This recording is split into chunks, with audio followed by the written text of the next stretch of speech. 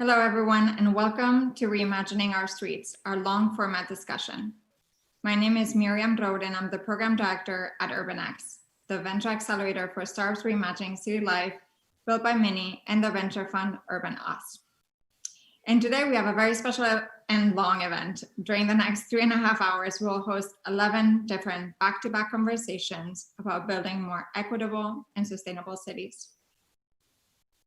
As you very well know, over the last 3 months, many of the preconceived notions around what our streets should be have been completely uprooted. And we have seen with great pain how structural inequality is built into our neighborhoods and the devastating consequences of the pandemic, as well as the continued abuse of policing systems in these same neighborhoods. With this in mind, we have invited 11 city makers, startup founders, planners, activists, community organizers, and policymakers to share their perspectives. And with that, I'm going to introduce our first speaker, Dror, the author of Rethinking Real Estate and co-chair of the Urban Land Institute's Technology and Innovation Council in New York. Hi, Dror. Thank you for joining us. Hi, Miriam. Great to be here. Thank you for having me. So we're going to jump straight in. We only have 20 minutes per conversation. So I got to read your article, Did Cities Fail Us? And something that really struck me was how you start by providing a historical framework that links the great migration of African Americans from south to north during the 20th century, not just to the abolition of slavery, but also to industrialization and the promise of cities. Can you tell us a little bit more about what is that promise of cities and how do you think it might or might not have delivered on that promise? So the cotton industry expanded, particularly in the 18th century, following technological invention of the 19th century of the cotton gin, which actually made it easier to grow new crops of cotton away from the shore, which helped spread slavery across the South. Around the middle of the 20th century, a new invention started to become popular, which was the mechanized cotton picker, which basically meant that a lot of the labor, the slave labor, and later on the sharecropping labor that was used in the cotton industry was now redundant. So that economic relationship between the industry and the need for these cheap or kind of forced labor was finally broken down. And at that point, that drove the great migration of mostly Black Americans from the South, which was mostly rural, agricultural, to the North and to the industrial cities in the North. Now, people in the North, as they were going to the North, they were hoping to find a new world there. So not just, to change jobs, but to go into a part of the country which was first initially without slavery. So it was supposed to be more open and more liberal. It had all these modern industries that were industrial and meant that, now a laborer doesn't mean that you're a slave or you're a sharecropper, but you can be working class or middle class, work in a factory alongside other people, have access to great opportunity for your children to mix with other people from different classes and hopefully have the option to move up economically. And of course, some of these things did happen and some positive consequences did happen. So we did make a lot of progress since the 1950s and definitely since, slavery was abolished. But as we look at America today, we see that it is almost as segregated in terms of housing and in terms of education as it was 50 years ago. In terms of income inequality, I think the Gini coefficient has been trending up since the late 1960s. So and of course, when we just look around us beyond the statistics, we see the pain and the suffering and still the strong emotions that really burst to the surface over the past few weeks following the killing of George Floyd. And we see that a lot of these wounds have not healed at all. And maybe because they haven't healed for so long, they're becoming even worse in some ways because people felt that so much good has happened and so much progress has been made and still these gaps persist. So it's becoming hard for some to even imagine what else can be done. If we did all this and we didn't solve it, we moved, we tried, whole industries were reinvented, and the problems persist. And these problems have a lot to do with housing and cities and the way they're designed, of course. I think something else that you point out as well is on this notion of what is urban and how this idea of the city, we think about Chicago, we think about New York, we think about highly dense neighborhoods that, you know, have walkability, have proximity between different people that might or might not, you know, have the same background and or economic opportunity.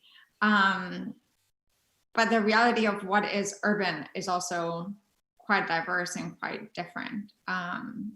What are your thoughts about that? Yeah, so if you Google it, or if you check with the UN or the World Bank, they would tell you that America is about 85% urban. Now, again, to someone who's never been here, you would think exactly New York or Chicago, you know, everyone lives in big buildings and takes the subway. But as you drive around or fly over America, you notice that almost everyone here lives in single family houses. So about 60% of all the housing stock of the US is detached single family houses. Another big chunk is attached family houses, which are still basically two buildings on a relatively big lot. And I think less than 20% of Americans actually live in apartments, in what you would consider urban. By the way, 7% or so actually live in trailers, which is another amazing statistics, but that's a different discussion. Now, the fact that people live in suburbs mean that a lot of the theoretical promise of cities actually doesn't touch most of the people in this country. To make it even worse, the people who moved north into the so-called urban north found themselves in a perfect storm of various things that actually work to diminish the opportunities for them. So starting with America's zoning laws, which very much favor in a unique way the construction of single family houses on relatively large lots, that disincentivize or even prohibit the mixing of uses. So to have all sorts of retail or work opportunities within walking distance to housing communities. They diminish the opportunity or prohibit even the construction of more dense housing. So, if you try to build an apartment building in the suburbs, it will be very hard for you. And even in the city, to build an apartment building that is, more than 2 or 3 stories high is very, very difficult in a lot of areas.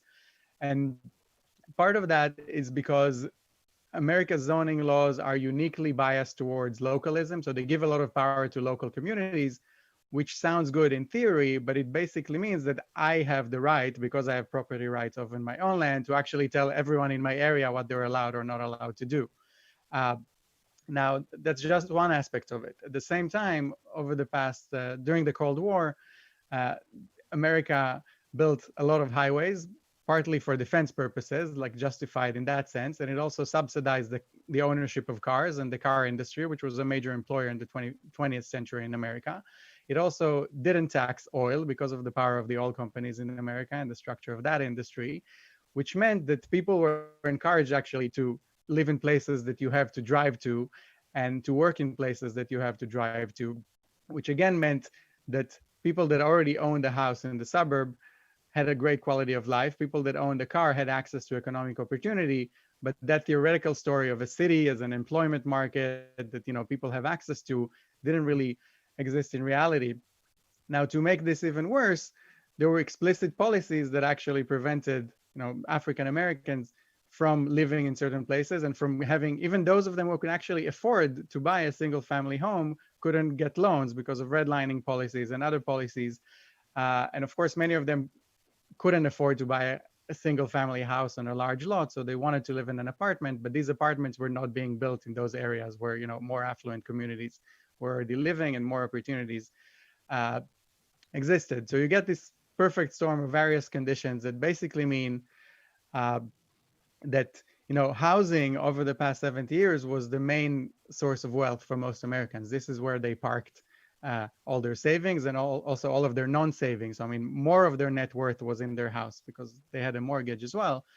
And if you bought a house in the suburbs, let's say here around New York, in the 80s even, not so long ago, today that house is worth about 6 or 7 times more than it was worth then. So people were building wealth by buying a house. That's how they send their kids to college. That's how they saved for retirement. So people that were prevented from buying a house in the 60s and 70s missed out on this huge wealth creation opportunity that even if you take all these bad policies out today, the damage is already there.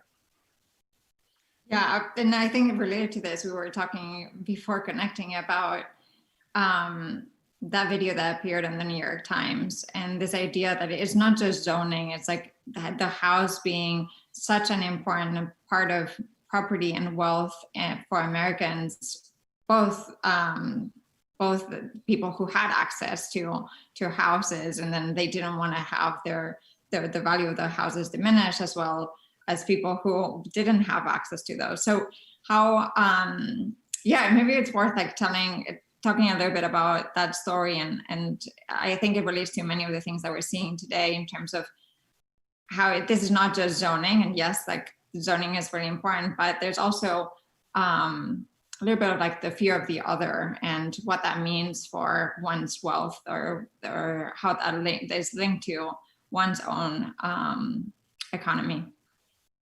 So the video you're referring to shows a group of young kids in Queens, in Rosedale, Queens. I think it was shot in 1975.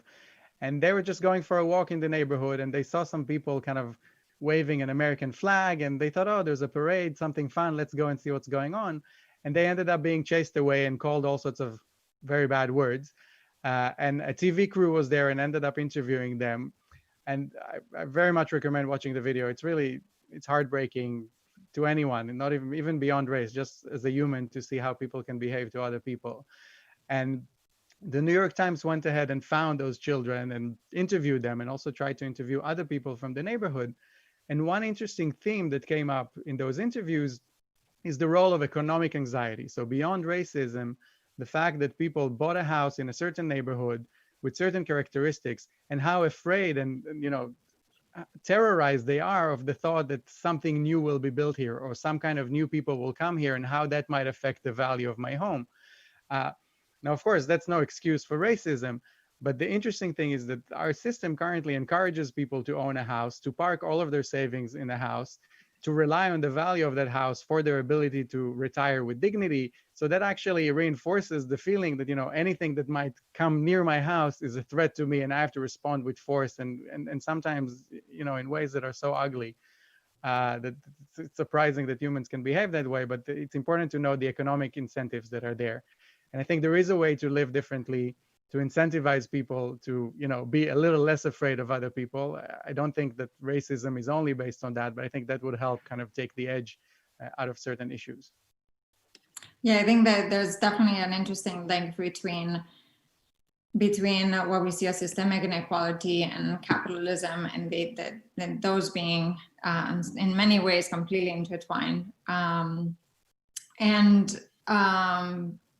Yeah, I think like going back to a little bit more of the zoning conversation, there's two things that kind of struck me as well from some of your articles that have to do with, again, like that correlation between density and walkability, and the link to upward mobility. As in, like right now we're in a moment in time where density is the equivalent of like the fear of the pandemic. And so in some ways, so there's a tension that exists within this notion of density. But yeah, I think it's very important to understand what are those links between density and economic opportunity, and not just thinking about cities in general, but actually cities with certain density. So cities are essentially labor markets. They're, people congregate because they want to be closer to employment opportunities. Companies go to cities because they want to have access to a larger pool of labor, which basically means, better talent and generally more options. Now, again, in theory, that sounds very well and very good, but if your city ends up really being so spread out, which is just a bunch of suburbs, and having such bad traffic and no public transport, meaning that everyone has to drive, then first, the number of people that you really have realistically with easy access to the center of the city becomes much lower than what it looks like on a map. The environmental impact of it is much worse than it could be, because part of the idea of cities, as Ed Glazer pointed out in a lot of his work, is that they're much better for the environment because they allow people to share resources and to share infrastructure that is both very expensive for the public, taxpayer, and also it's very expensive for the environment because you have to build more roads and heat up more spaces and build more parking.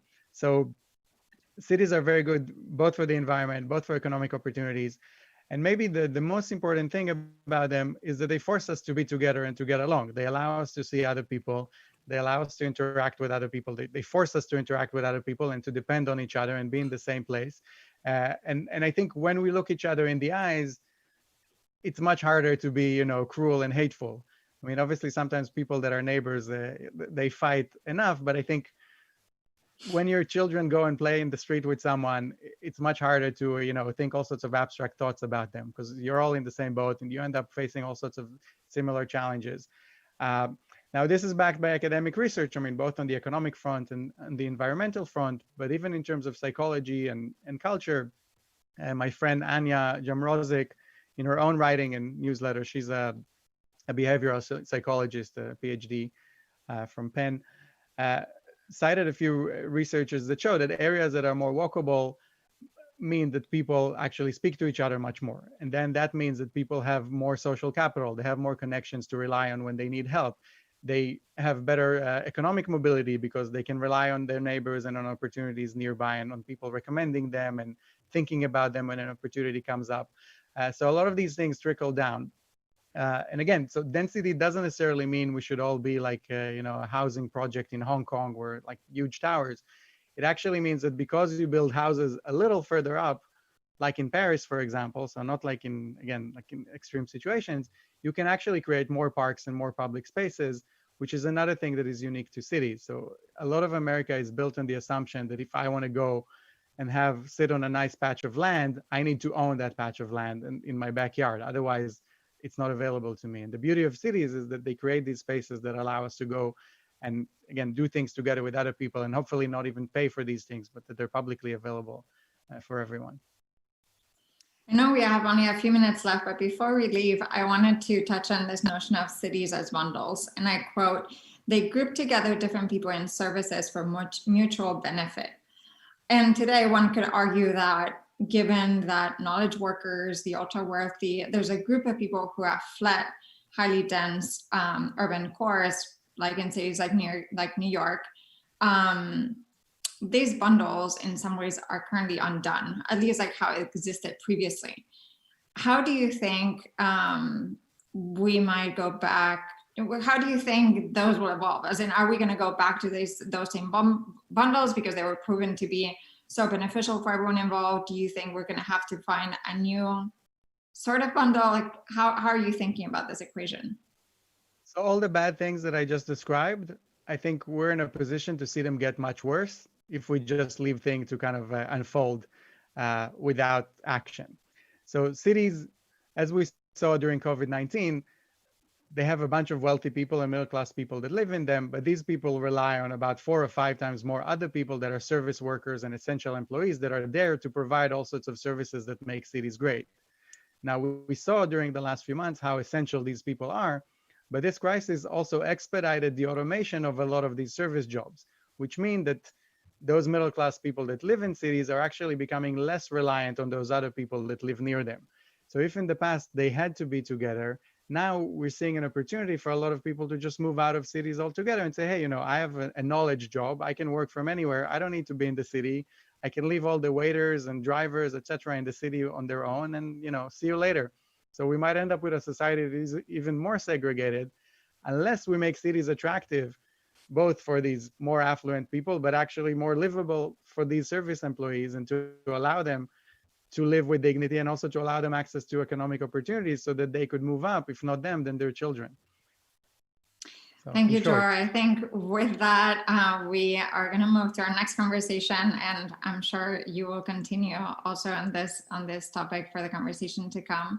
And yes, we're going to switch now. Thank you. Thank you, Miriam. So I'm now becoming the interviewer after this great conversation with Miriam. And I'm going to have a chat with Javier Lopez, who is the Chief Strategy Officer for the Red Hook Initiative. Hi, Javier. Good afternoon, Dror. Thank you. Thank you. So maybe first, if you want to say a few words about what is the Red Hook Initiatives, what do you guys do? What is the purpose of the organization? Sure. So the Red Hook Initiative is an 18-year youth and young adult-based organization in Red Hook, Brooklyn. We serve around 6,000 residents a year, the majority of them being young people aged 12 to 24. We have a variety of services that range from traditional after-school enrichment programming to urban farm and agricultural work, to community organizing, to health education. I mean, everything that you think a young person could be attached to, we try to extend them. And we've been doing it in Red Hook, like I said, for 18 years. And my role is I really support the organization and their community organizing work, their public Wi-Fi project, the urban farm project, and really pulling together the racial equity and oppression, anti-oppression work for the organization. Thank you.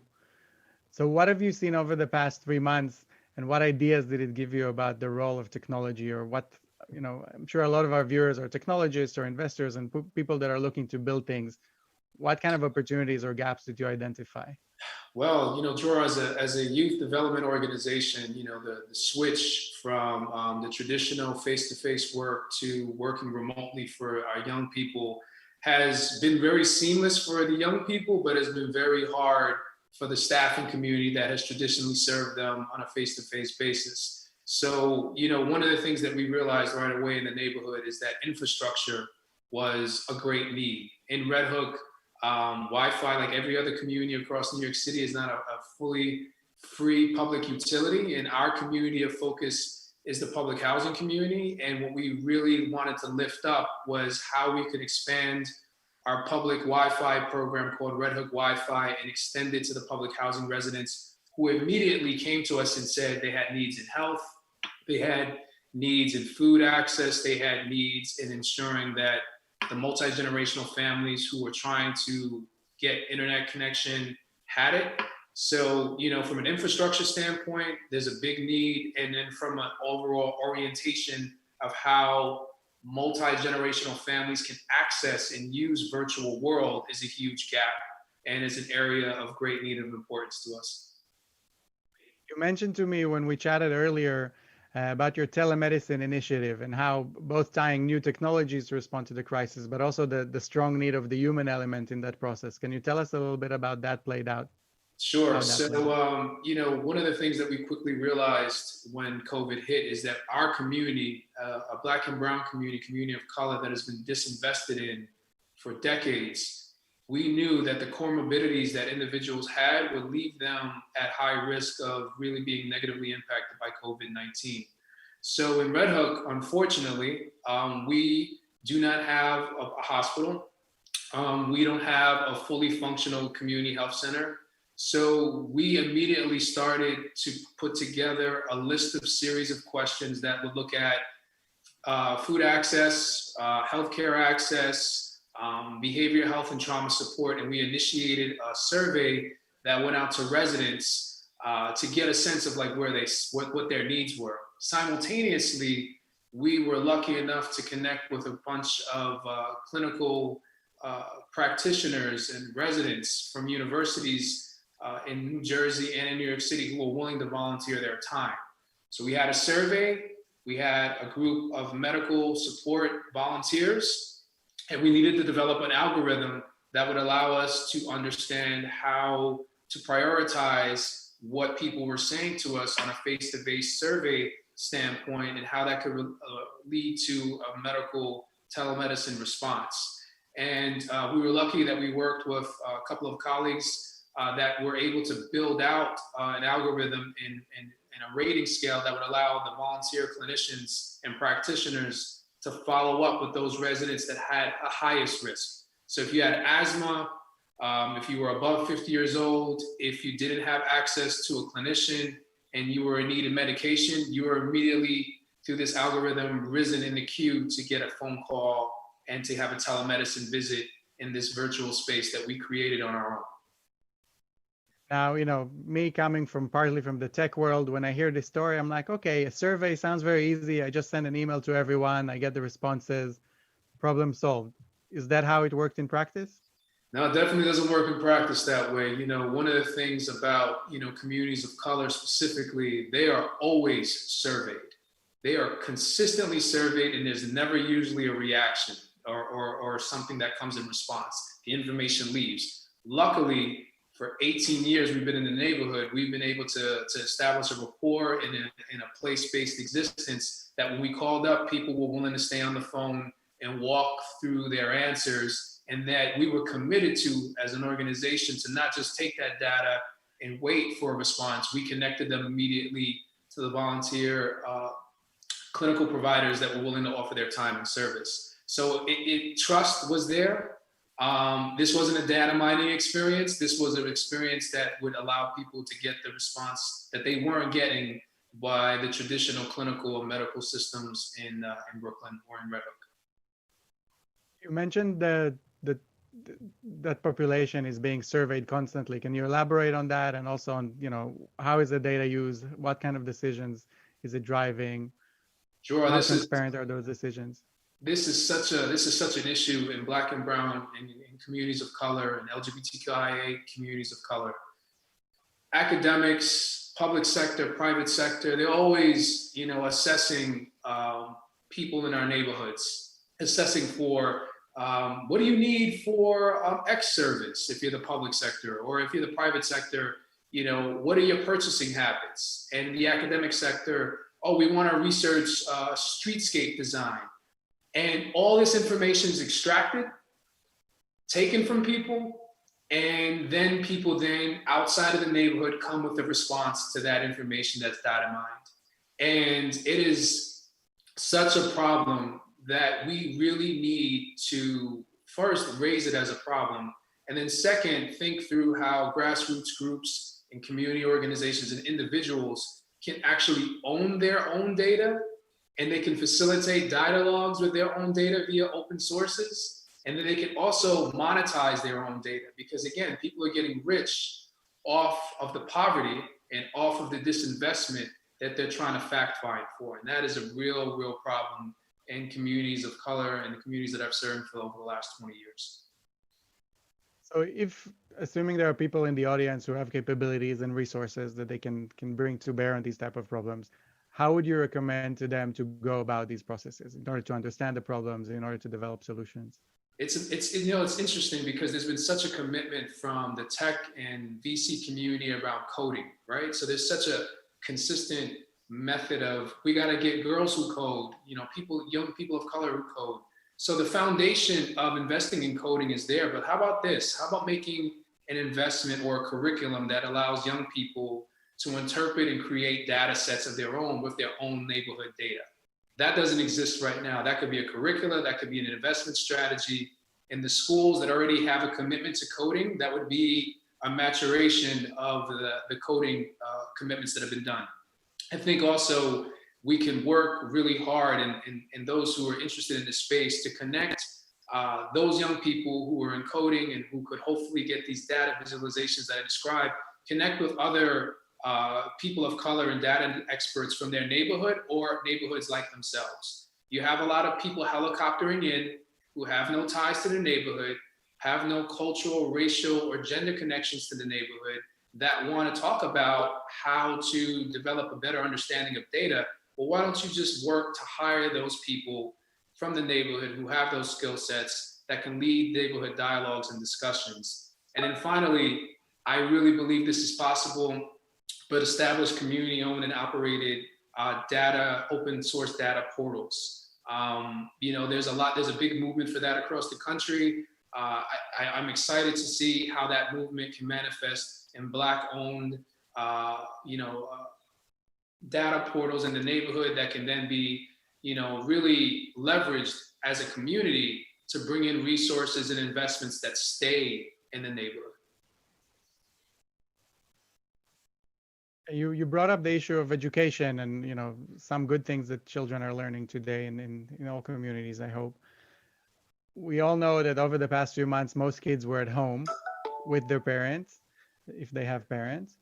And I assume the impact in Red Hook in some communities was different from the impact that we see, on television in some other communities, and the kind of trendy stuff that we're seeing in our own little bubbles. What was the impact that you see on the ground? Yeah, on the ground, it's been a mixed bag of experiences for families. We have a lot of essential workers who had to continue to work throughout the duration of the COVID pandemic up until now and for the foreseeable future, who weren't home with their young people. And then the young people that were home, they were tasked to, play multiple roles, whether it be for their elder in the household or for their school learning experience. They didn't have a lot of support because their families had to work.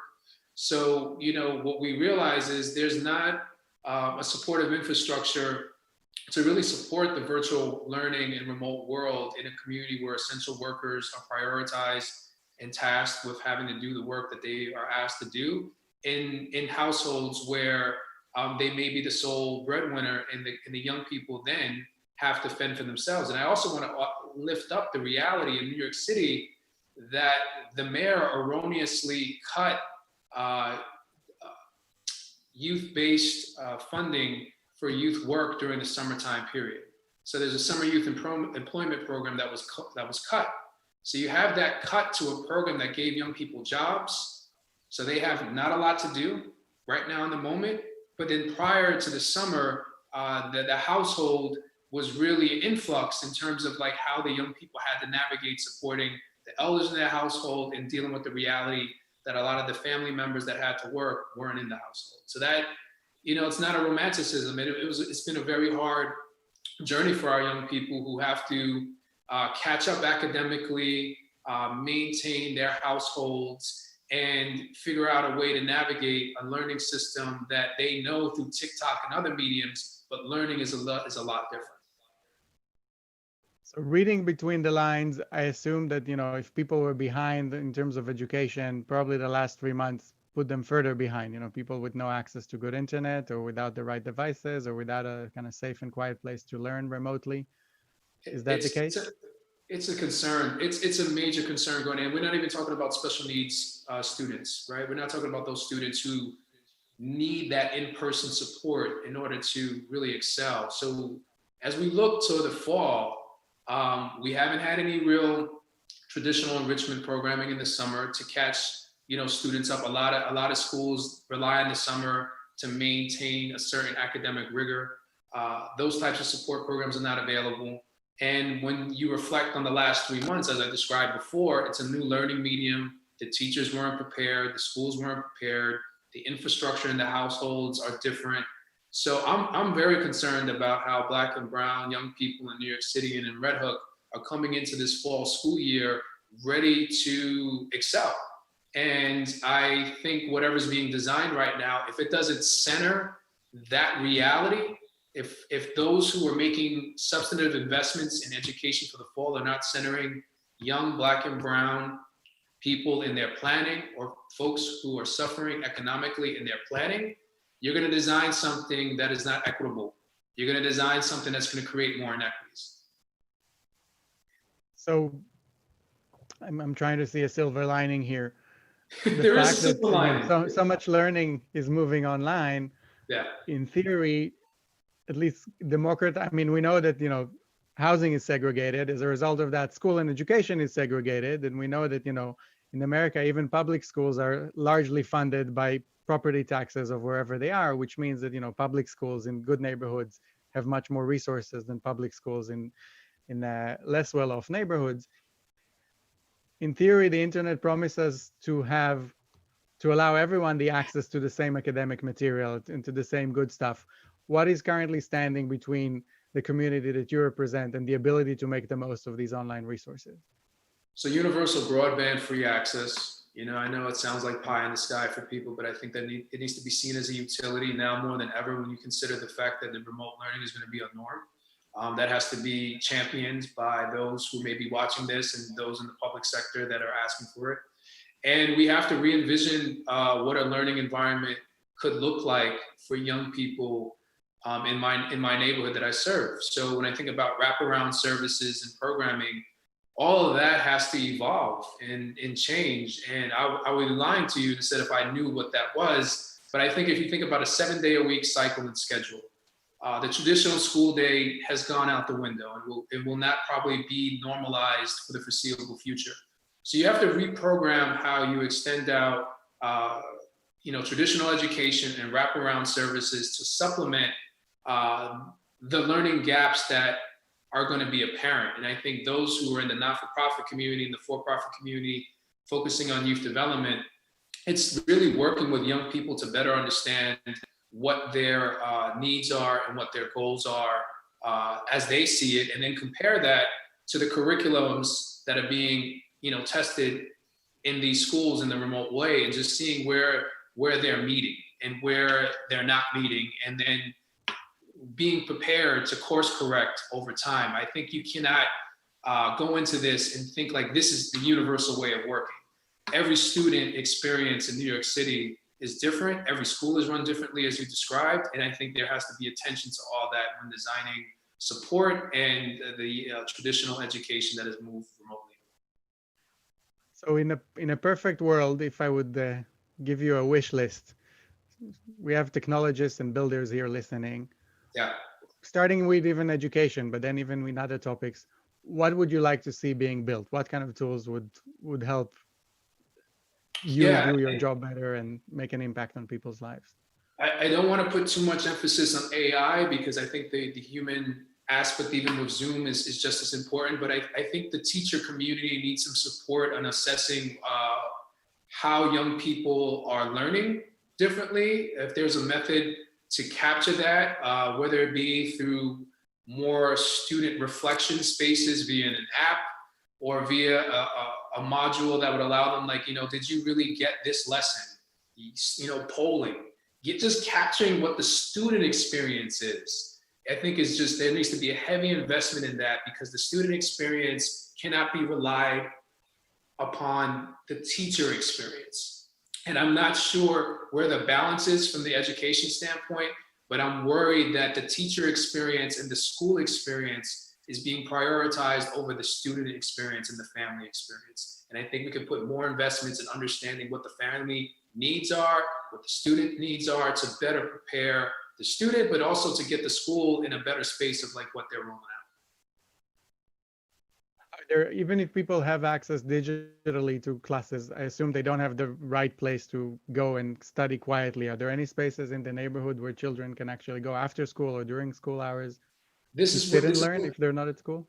This is where physical distancing is a hindrance. A lot of households are packed, from family members. So, if you don't have that universal broadband, trying to get a signal is of difficulty. Parks can be maximized to a greater degree. Any public space needs to be reconfigured and retrofitted to support public Wi-Fi access, to allow young people in a social distance, physical distance way to learn outside of the household. They can't be in their household all the time. It is not safe for some families. It is not healthy in other ways. And we have to develop a neighborhood-wide infrastructure to support that type of connectivity for young people to get that quiet time and space, because it's not always in the household as you described. And I think we can open up the libraries and other public spaces that may have been closed because of COVID to reconfigure and reimagine it as student workspaces that allow them to work independently and outside of the household. Yeah, I think libraries have a much bigger role to play in our lives. It would be nice of them to make a comeback and become relevant again. I see we're running out of time, Javier. Thank you so much for sharing your perspective. And I think the floor remains yours for the next interview. So I'm off. Thank you. Pleasure.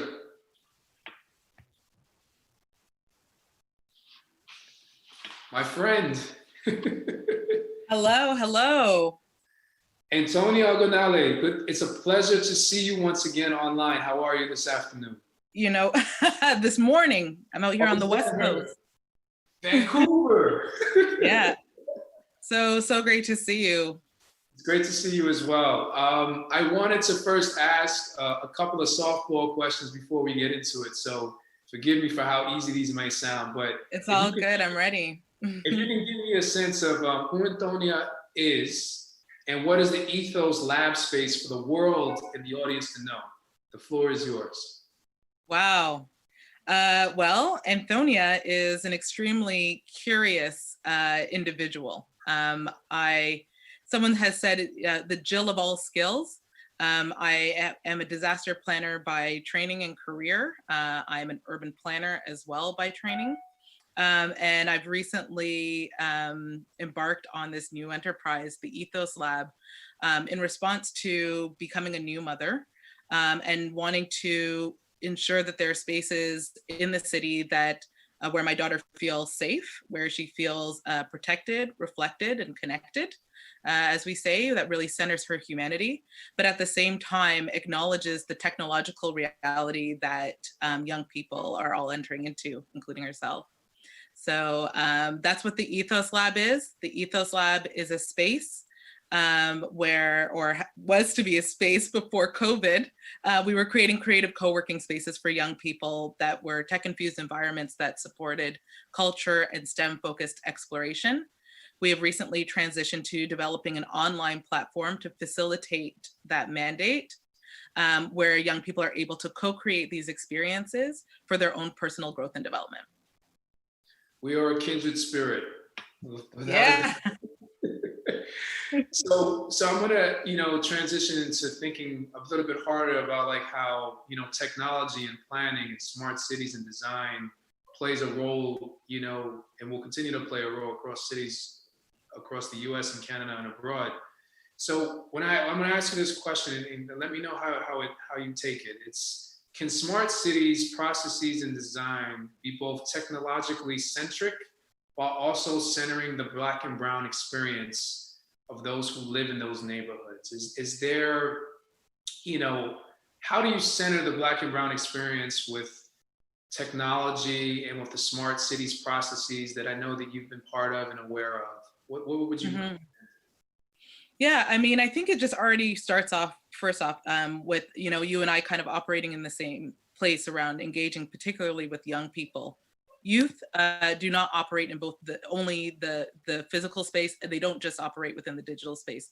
In fact, they straddle between both all the time. And so I think even of our generation, saying this kind of online and offline, and we've seen some of that language in a lot of great thinkers right now, is not a thing. And so when we're talking about creating smart cities and thinking about integrating technology into the urban form, or also and how it informs our practices, we really need to think about who are the individuals that are creating or building out these products and the possible biases that are built into the algorithms that are being created.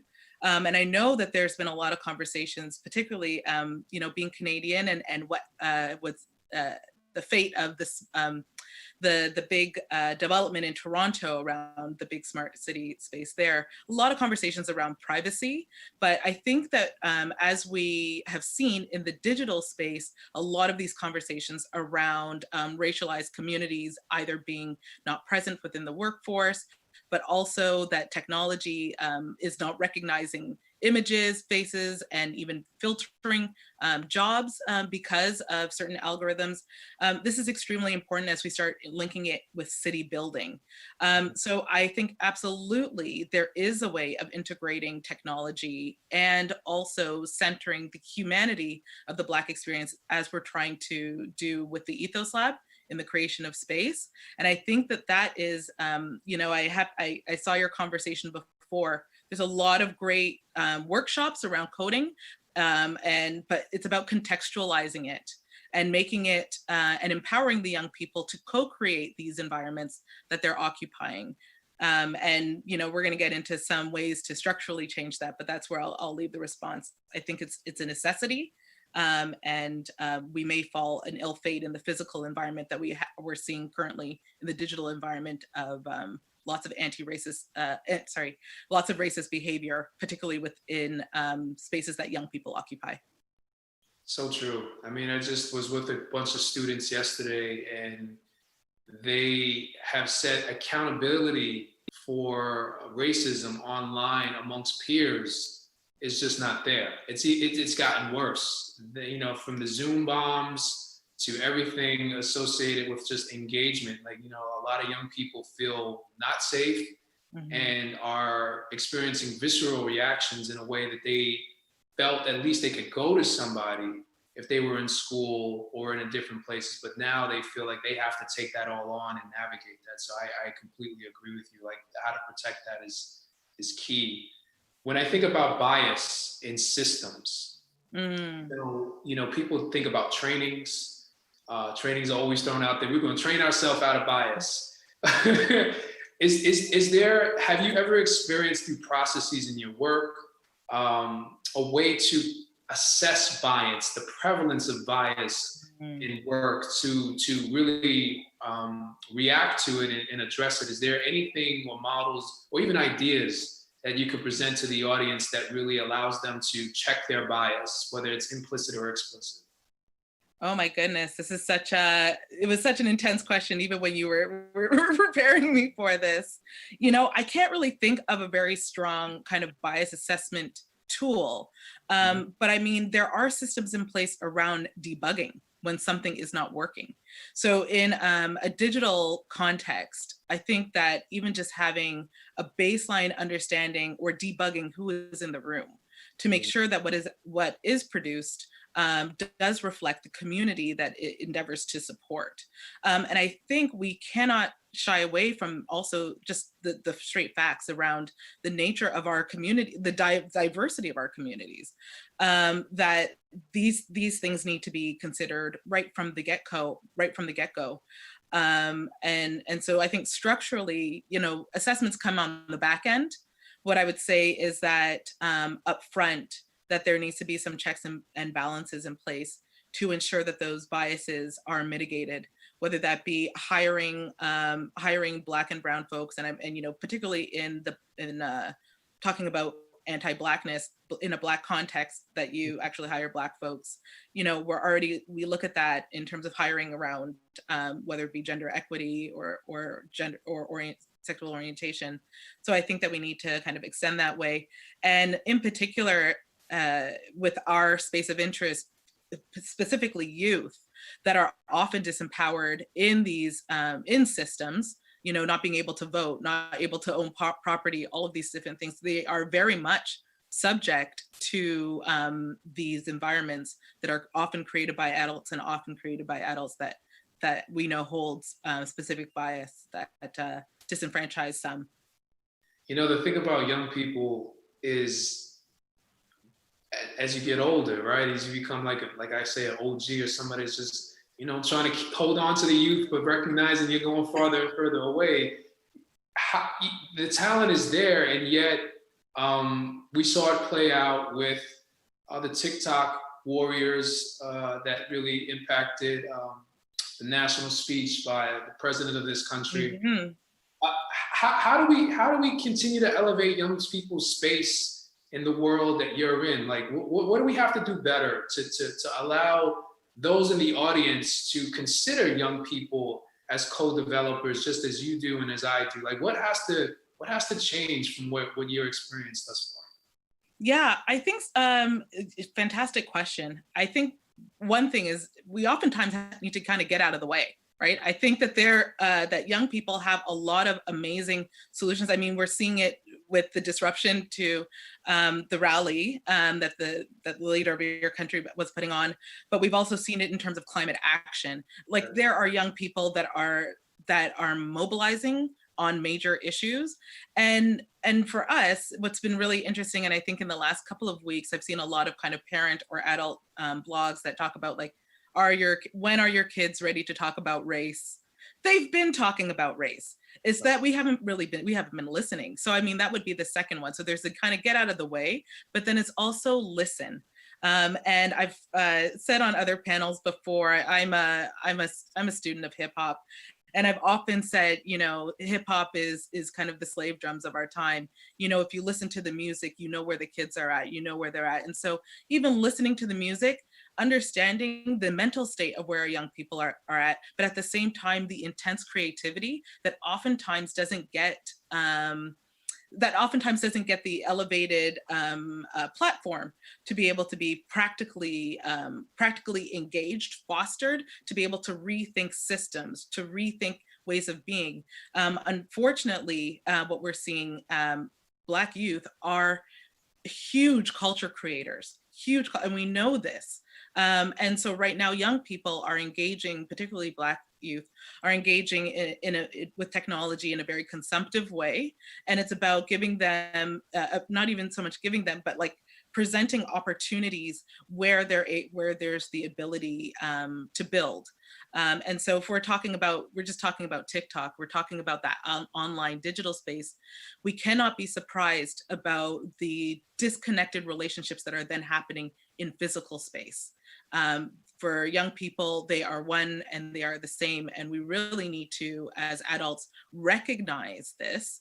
It's not enough to say, I don't know about TikTok or I don't want to be a part of it. Understand it's shaping the relationship that the young people are having with each other, both Black and non-Black, but also it's impacting their relationship with themselves. And that's where I would say kind of the last piece in there, what can be done is again, creating that space for imagination and allowing that imagination to be valid and fostered.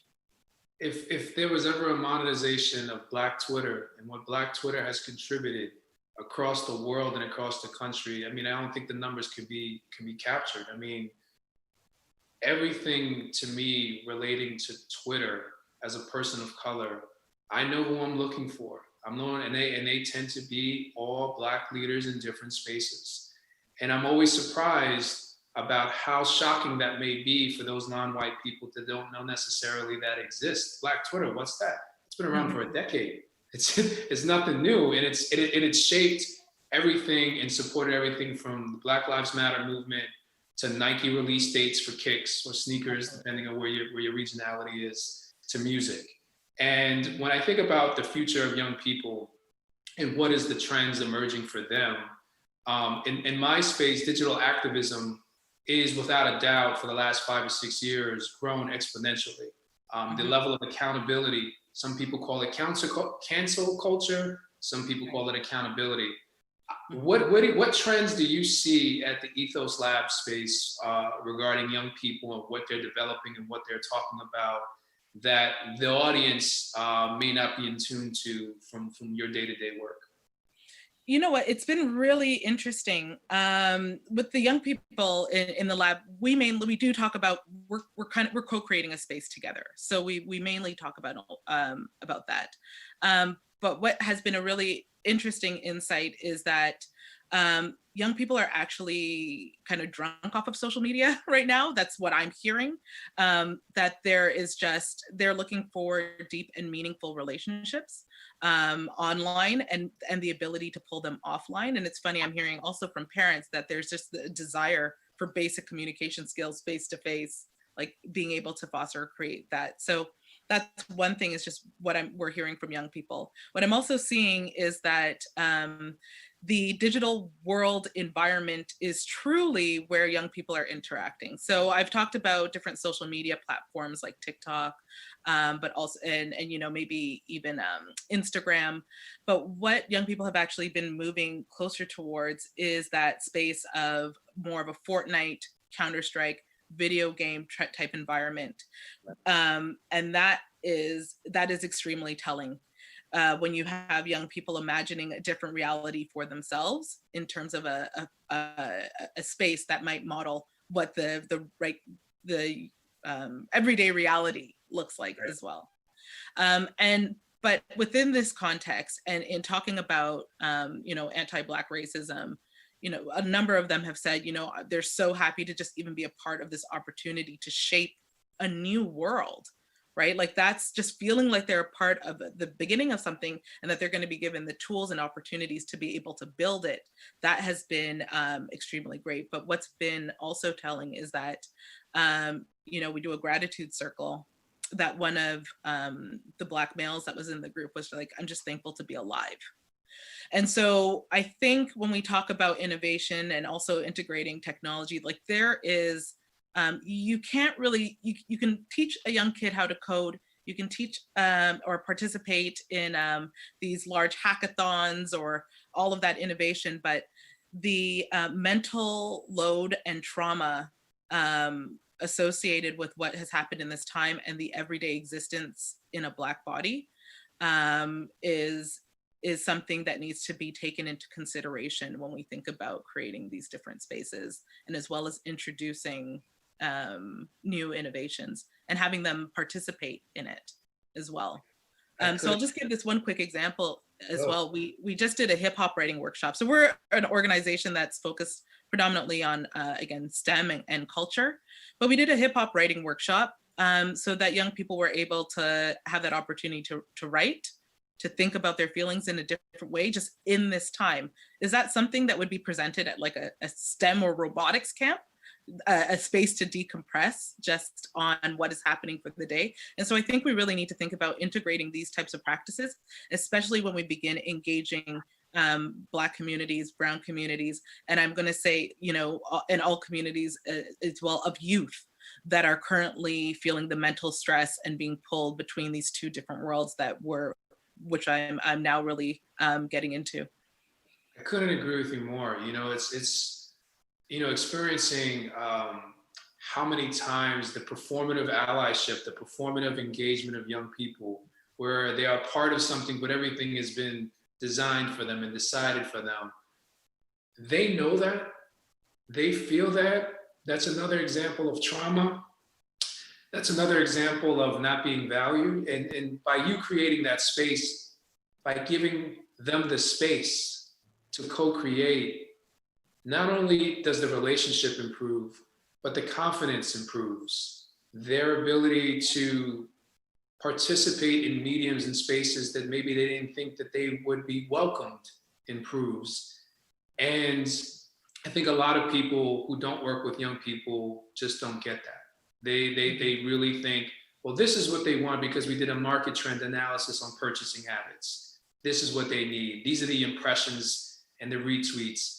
And there are people behind that. And if you don't have a people-centered approach that really values one's self-determination, what ends up occurring is you have a rollout of traumatizing products, initiatives, and programs that are ever present for the young people in our lives. And I just want to highlight that you've created a space as a Black woman in Vancouver. You're breaking all that.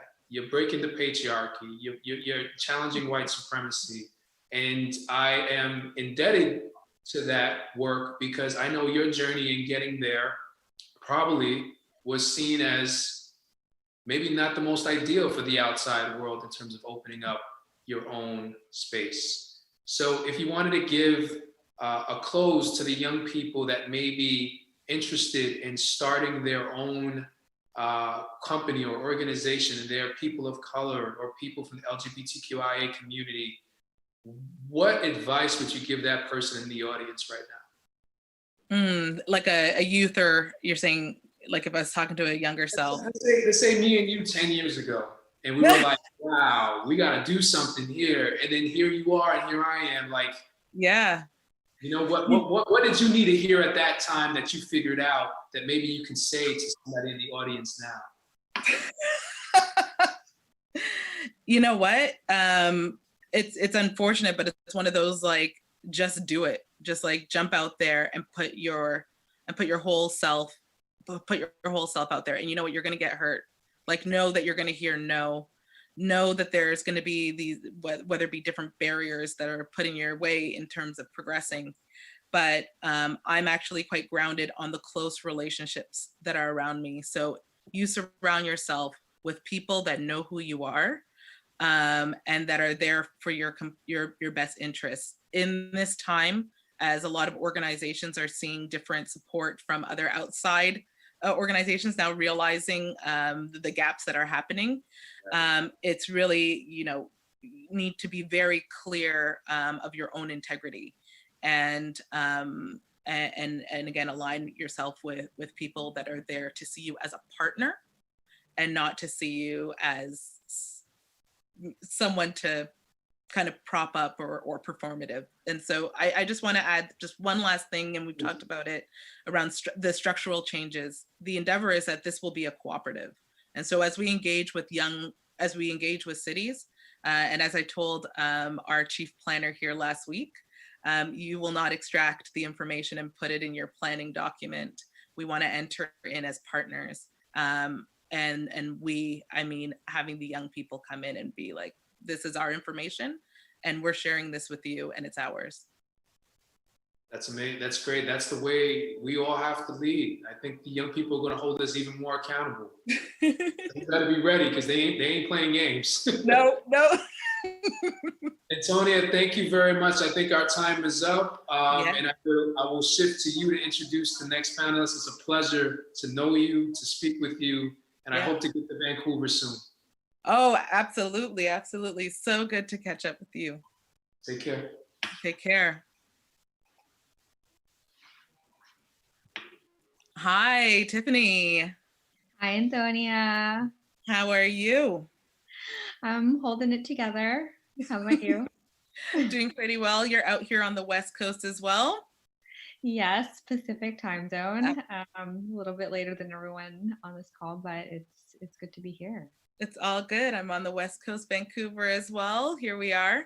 I was going to do a full introduction of your bio, but I think it might actually be more fun if Tiffany, maybe you want to share 3 things about yourself.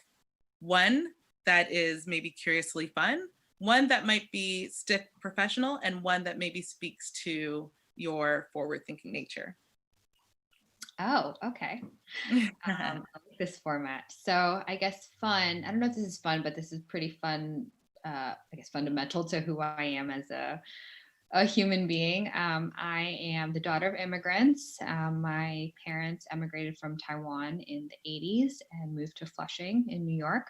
So definitely have the East Coast roots. And I actually grew up in at the end of a cul-de-sac at a very suburban town in New Jersey called Bridgewater, really well known for our mall. And you get the picture. So that actually really shaped my interest and passion for urban design and planning and transportation. So then I moved to San Francisco about 6.5 years ago. And I guess a professional thing is I started my own company called Remix. Did not intend to be an entrepreneur, but it was a fun prototype hackathon project that kind of fell in our laps when we were working at a nonprofit called Code for America. And then it kind of took on a life of its own and became Remix. So being a founder has been my full-time job for the last 6 years or so. And what was the last one? Just speaking to your kind of forward-thinking nature, something that, what do you see out there right now? Or just, yeah. What do you think? What are you thinking about? What do you think about quite a bit? So I would say my emotions, as probably everybody, has wildly vacillated between extreme depression and extreme hope. It like literally goes like this every single day in the span of, my bedroom and me and the internet. And so I would say right now it's just a really rough time for everybody. But I've been really heartened to see all of the crazy things that are happening in transportation. There's a lot of positive that's coming out of it. And I'm glad we have this venue to talk about it. Awesome. Yeah, no, absolutely. And so I'm going to get into it here and asking some of the questions that I've prepared. And, knowing that there are many planners probably in the audience as well, Jay Pitter offered this amazing essay called A Call to Courage that really talks about equity and planning in a very real way and some solid actionable steps. One of the things she mentions in there is that design is not neutral. And often technology and, that being your space in terms of your platform that you've created, often technology and data is seen as neutral. And we understand that this is not the case. So given our current context and the need to address these matters of equity, how do you address these biases in the development and updates of your platform? And or how do you think it might inform how you'll move forward in addressing product development? A really insightful and timely question, and one that I think about quite often. So taking a step back a little bit. So for those of you who aren't familiar, Remix is a collaborative software platform built and designed for transportation decision makers, from planners to analysts, anyone who has to do with designing public transit or designing safer streets or managing their shared mobility programs like bike share, all that kind of happens in Remix in a single platform. So as a designer, I am well aware that design is never neutral. Software is never neutral. Both inherently are embedded with the biases of the designer engineer who is in charge of building it. And I would say that one of the biggest areas of focus for us is actually, as a company, we think about, because software is inherently opinionated, what are the nudges that we can provide the transportation industry through, small user experience, design considerations, or, behavior nudges that can actually lead the users to consider something like equity as a first thought as opposed to an afterthought. So, like, one small example in our product is you can actually do a Title VI service equity analysis, which is something that's federally mandated by the US government. And that's something that's actually pretty front and center in our product as a part of the onboarding process. If you're a US transit agency, which basically says you can't disproportionately impact, disadvantaged populations when you change different parts of your network, which is inherently kind of a data analysis question. Yeah. And I think what that means is, as technologists, we have this huge responsibility, maybe even similar levels of responsibilities to planners in the way that they prioritize what they work on and the outcomes that their projects achieve. Yeah, no, absolutely. And I think that you really hit on it in terms of the nature of what Remix does in terms of informing and providing this information to decision makers. And I've been in the platform. I do love the name. As I was saying before, I really love hip hop. So, Remix has an extremely accessible user interface and makes the information just so clear. And you've already talked about how it integrates with federal policies, but despite this really great knowledge that is held by transit agencies, not just in the US that are confined, that are subject to that regulations that you've brought up, but 325 cities around the world. We still see instances of, unequal access to traffic death, to basically outcomes that don't align with best practices despite having the data. These transit agencies have the data. Why aren't they making the decisions? What are the gaps that you're seeing? So I'll be the first to say that data by itself is never going to solve equity. I think where the gaps are is in the priorities of how different forms of transportation is funded and where they go. So, just even starting from when the highways and the Federal Highway Administration in the US was formed, like, that was inherently in the way that they built and prioritized projects. It was inherently like a racist project. A lot of the mayors who wanted highways to come in wanted them to be running through, what they had deemed blighted neighborhoods, and basically kick out, a lot of the Black populations that were in the inner core of the city. So I think I would say follow the money. That's something that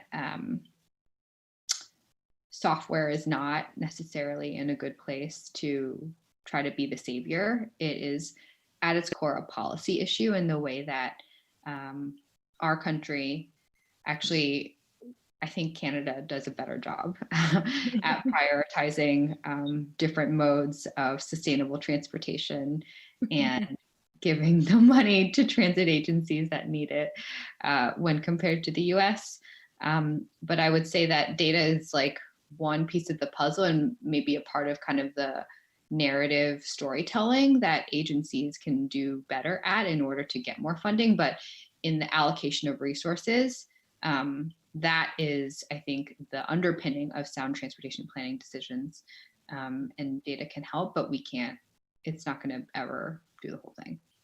Yeah, well, I think I'm just going to kind of riff off of that question as well. It's like, okay, so if this is in the hands of if the data is and decisions are in the hands of, these transit agencies, do you maybe foresee a use case for Remix to be in the hands of the people, of just general everyday folks, in a way of supporting advocacy and lobbying for these transit decisions as well?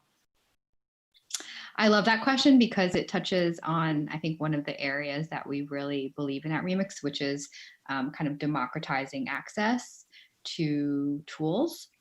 And I think there's a lot of barriers to even knowing as a resident how to communicate with your government. And now, it's even harder with or maybe even easier with all the digital public meetings that are happening. So I would say one of my favorite examples of Remix is when the planners have actually brought Remix out to public workshops as a way to kind of peel back the layers and open up the black box where planning happens and engineering and stuff happens in Department of Public Works or et cetera, and actually giving the chance for folks to respond and react and maybe even iterate and try out themselves what a different bike lane configuration could look like, or the higher frequency of a bus route. So I really believe that is maybe where the power of software and tools do come into play, is really lowering that barrier to entry for participation, and not just kind of boxing up the profession of planning into people who have the title of planner. Yeah, absolutely. And I see that. It's funny, you kind of see it even just as a young person playing with a bus or like those toys, or they've already kind of gone outside the bounds of what planning is, but they're already thinking about it. They think about it all the time, and specifically even working with young people as well, how they get to school. These are things they think about all the time. It means freedom in many ways, these transit agencies and transit systems. I'm going to take a kind of a dial it back to kind of, how you're positioned and where you are in terms of you launching and starting up this business a number of years ago. And it's so interesting, your story about it being kind of a hackathon, kind of a big project that who knew it would be what it is. And I think it's awesome.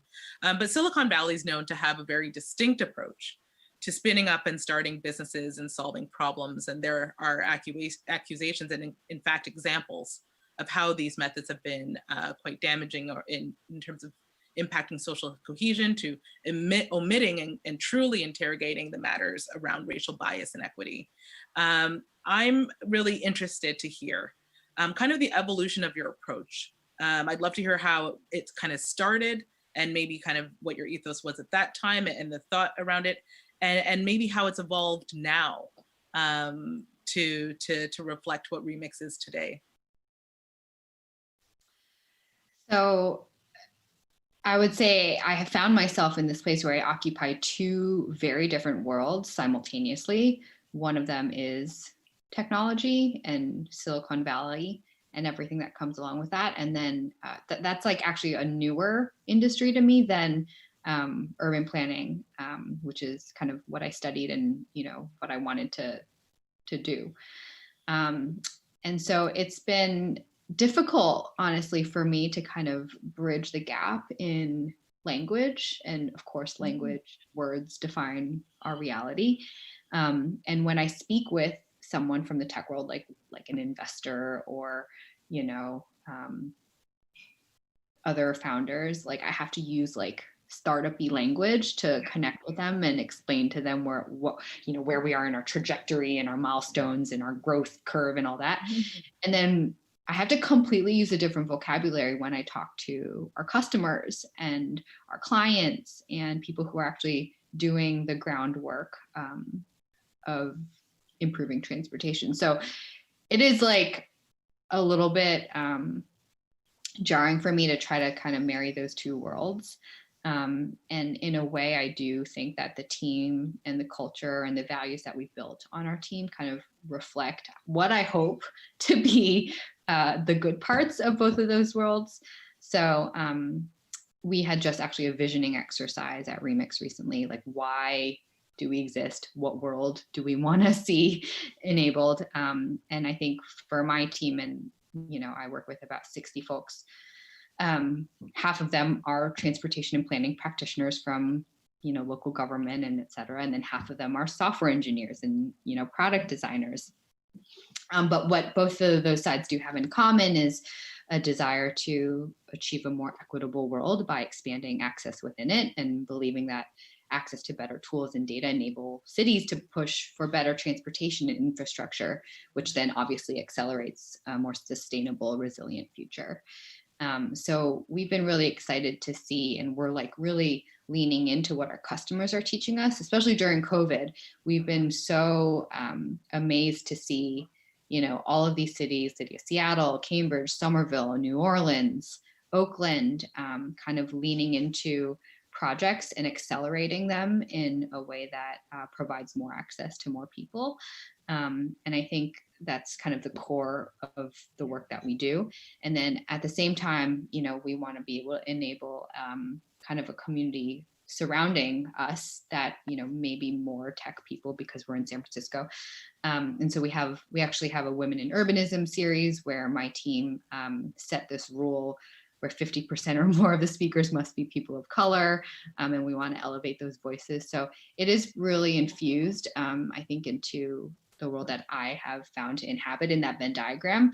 And I do hope to see Silicon Valley kind of realize that software is only a means to an end, and you have to have a really strong perspective about what you want the end to be if you're trying to make a positive impact on the world. Wow, that's amazing. I mean, I was going to kind of interject and figure out, answer that question. In startup world, they talk about, culture eats strategy for breakfast, right? And it seems that you have really ingrained it into everything that you do within your organization. We have about 3 minutes left here. And I'm really interested in kind of where do you see kind of more of the future? So I'm going to ask maybe a two-part question here on, are there any kind of transportation planning problems that you're actually surprised we don't have a technical solution for? And so maybe that's presenting an opportunity for the organization, the people that are watching to maybe dig into. And then I'd go into the second one is like, and now where do we go from here? Where do we go from understanding our current context and what's happening now? And as organizations are looking to deeper embed, and actually it's a necessity to embed these anti-racist practices in terms of technological development and also just organizational operations. Where do we go from here? So maybe ideas around tech problems that someone should really try and figure out, and then where do we go from here? So in terms of problems, I would say a very human problem that I'm not sure if it will ever have a technical solution, but maybe someone can work on it, is I think in all the projects that we've worked with our customers, every single customer has an issue with like silos in their organization. So, you got planners over here, you got DPW over here, transit over here, mayor's office over here. I'm a commissioner on the environment department. They have their own transportation initiatives. And maybe there's something around breaking down silos or barriers that could really enable the public sector to move forward faster. And then to your next question, where do we go from here? I would say that COVID has really completely upended the jobs of people who work in transportation mobility. We've been so shocked to see just the number of new scenarios that planners and agencies, like literally across our 300 plus city portfolio, just like the amount of planning that's happening for all different possible scenarios of COVID is probably like 4 to 10 times more than the amount of planning and the types of planning that we had to do prior. Prior, it was like, oh, you got to plan for your 5-year plan or your 10-year long range plan, and you like put it on a PDF on, you know, on the shelf or in you know, the online folder, and then it kind of sits there. And now it's just like planning is just moving so much faster. You got the quick build projects, you've got you know, bike lanes in Europe being accelerated, you know, like 10 years faster than what they had been budgeted for. You know, it's just kind of craziness. So if anything, I think we're going to see like a much faster acceleration of the planning profession and the industry, and how transportation is, well, I hope, like stuff that, you know, typically would have been planned in decades, hopefully maybe could be planned in, you know, a couple of months, obviously with the appropriate amount of community outreach that needs to happen. But I think with more iterative projects, instead of like, oh, this is like, you know, the end all be all, it's never going to change after this, you can also have the opportunity for iterative public engagement too. So I think there's just like a whole slew of crazy outcomes that the industry is grappling with. And I think we'll lean on our creativity to see it play out in the best possible way. Thank you so much. I would love to talk so much longer with you, but it's time for us to transition to Maya, who's coming in to be interviewed and to have that conversation. So nice to chat with you, Tiffany. See you soon, Anthonia. Yep. Hey, Tiffany. Welcome, Maya. How are you?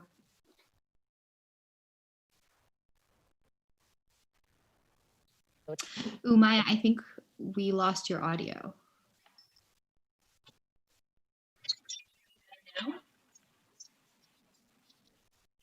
I think we can hear you a little bit. You want to try?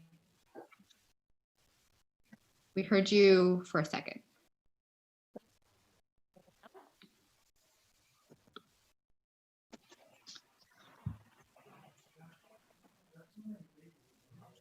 Can you try again? Now.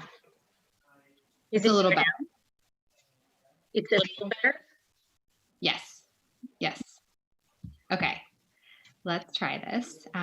So I'm very excited to be in a conversation with Maya. I actually learned recently that Maya and her background has also intersected with Remix's world in the past through some of the mobility projects that we've been working on. And I actually want to ask you first, Maya, what is it that gets you up in the morning?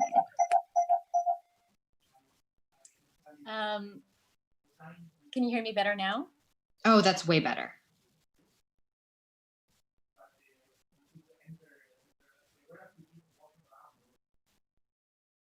Ooh, Maya, I think we lost you again.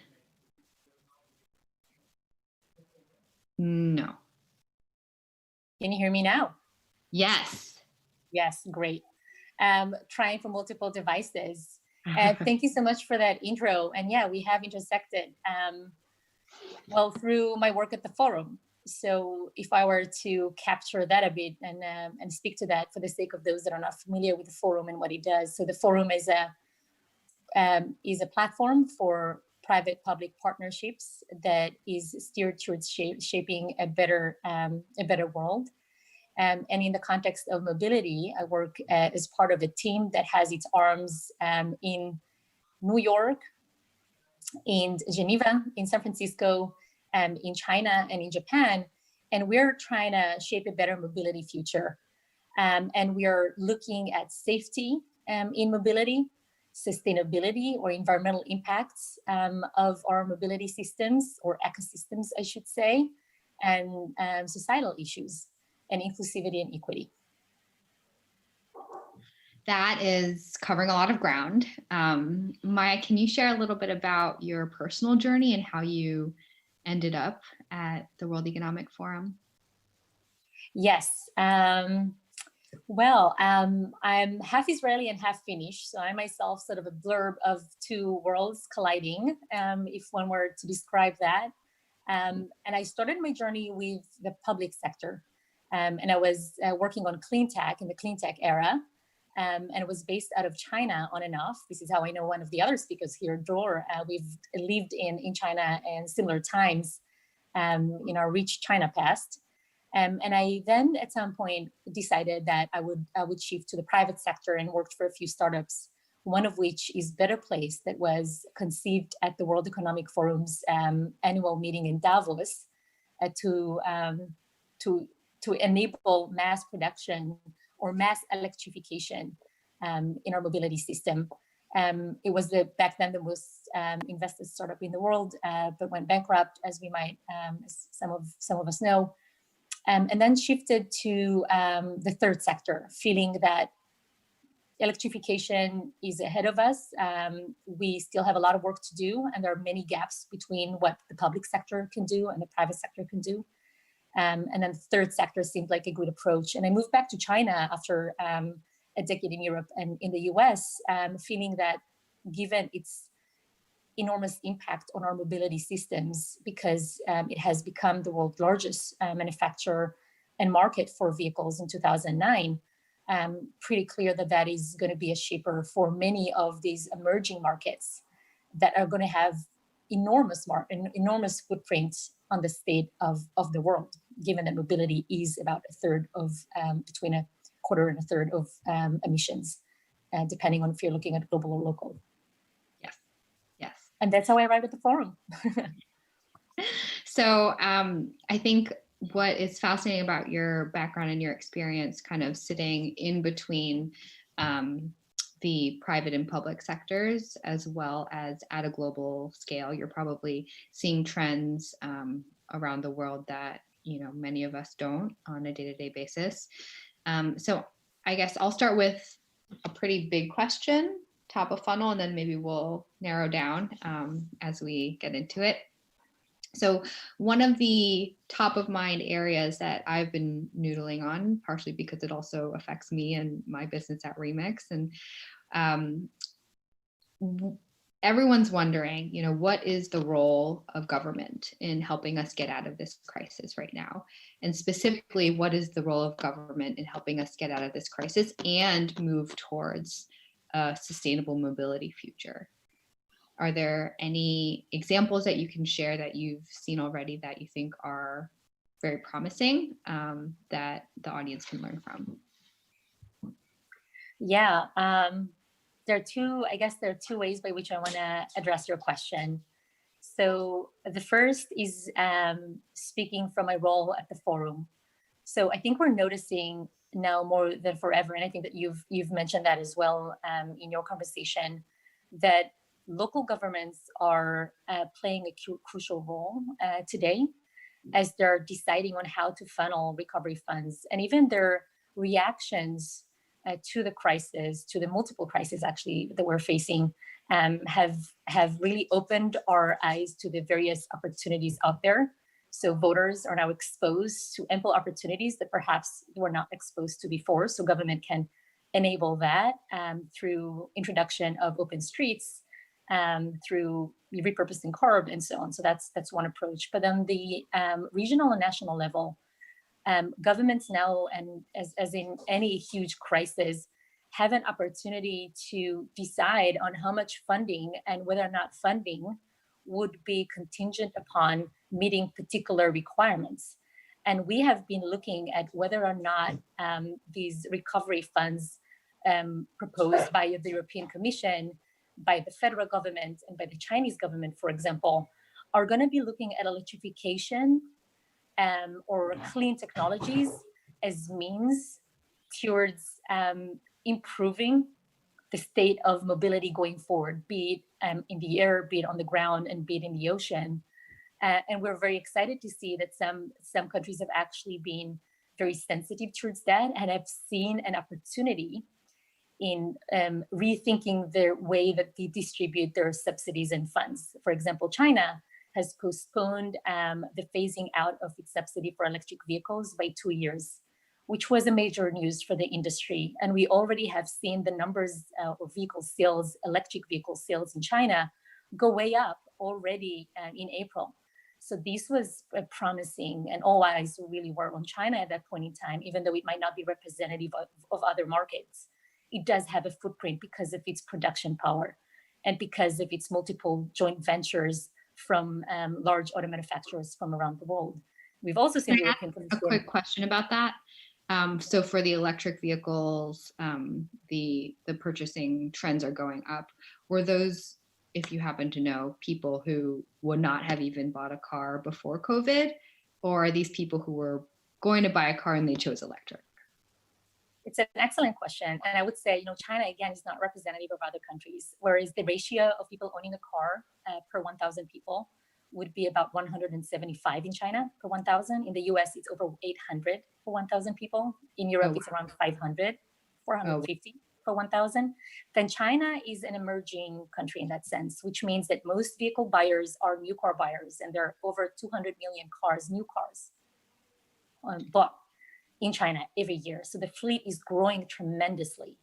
So that increase we've had been expecting to see anyways. And the question, I think, would be, are electric vehicle sales higher than internal combustion engine vehicle sales? And if we were to compare it with a business as usual, if there was that situation, then how would that look like? We're comparing to the former year, and we're seeing a good recovery. And one of the notes that we've been hearing from the business sector is that since a lot of electric vehicle manufacturers are also being very novel and very bold in the way they're selling their vehicles, so they're putting a lot of emphasis on services, on contactless experiences, online experiences. They're tapping into a market that is so ripe that they might be seeing a greater recovery than other markets. But even without that, there's just so much push from the national government for electric vehicles. That so many new cars have been introduced to the market just a year ago.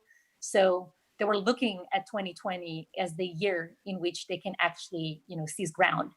And the battle for market share is still in existence, which is a great push as well. But those are very local conditions, I guess. Yeah. But maybe to sort of go in a step backwards and say electrification is one means by which we can achieve a better environmental footprint, but actually biosafety, safety in general, equity in mobility system also, it depends on our ability to share modes and to swap between modes and to enable a multimodal ecosystem.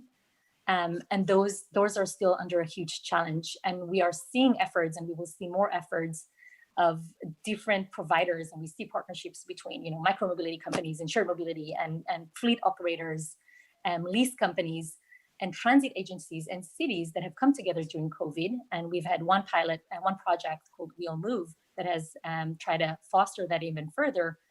Whether or not that will continue still remains a question mark, and whether or not people will feel comfortable sharing a vehicle, no matter the size, or sharing a ride, still pens and waits for governments to act and for the industry to engage in a conversation and align on standards, I guess. So one thing that I mentioned in my previous conversation with Anthonia was the speed at which cities are reacting and trying out new things and experimenting. And it turns out that your thesis work was actually about short feedback loops in the way that we introduce new policies to implement, enforce, and learn. Can you share any relevant takeaways from your thesis that you think may have unique applicability to our world during this time? Ooh, Maya, we just lost you again. Do you want to try? Oh yeah, I'm being unmuted. I have to be muted and need to unmute myself. Yeah, so thank you for asking about my thesis. I think that a lot of research have proven right. I think that we're all sort of researchers, and as you noted, policymakers, those that have drafted plans that have to shelve those plans, are now taking those out and say, you see, this is valid, this can be implemented quickly. So same goes for my specific research thesis that was on technology transition theory, that try to look at the role of government, back to your former question, the role of government in transitions. And one of the observations that I've made in my thesis that was looking into the role of social media-based data in our transportation planning. I should say low carbon transportation planning, and that was the focus of it. And in a case study in China showed that actually there is so much collaboration going on the ground that where policymakers are extracting information that is valuable from app providers, route optimization apps, from ride-hailing companies, and so on, and through partnerships that really enable them to improve the way they manage their streets without compromising on privacy. And that's, and that's arguable. And I think that one of the notions that were made in theory, which is policymakers should not treat technologies or innovation in a silo and wait for innovation to show its value to the market before it comes about, but rather get dirty, get in it, protect innovations that seem to bring a promise for a better future that can solve problems, even if the business case is not in existence just yet.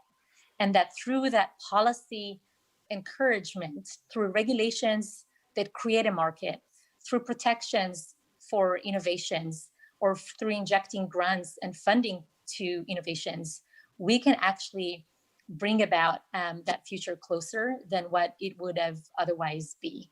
So policy can do a lot. Policymakers can and are doing more in recent years and should continue to do so. And that's how, through these partnerships and through these thinking from, growing innovations, or what I call innofusion, because you innovate, then you infuse, and technology might change on the ground the way you implement it.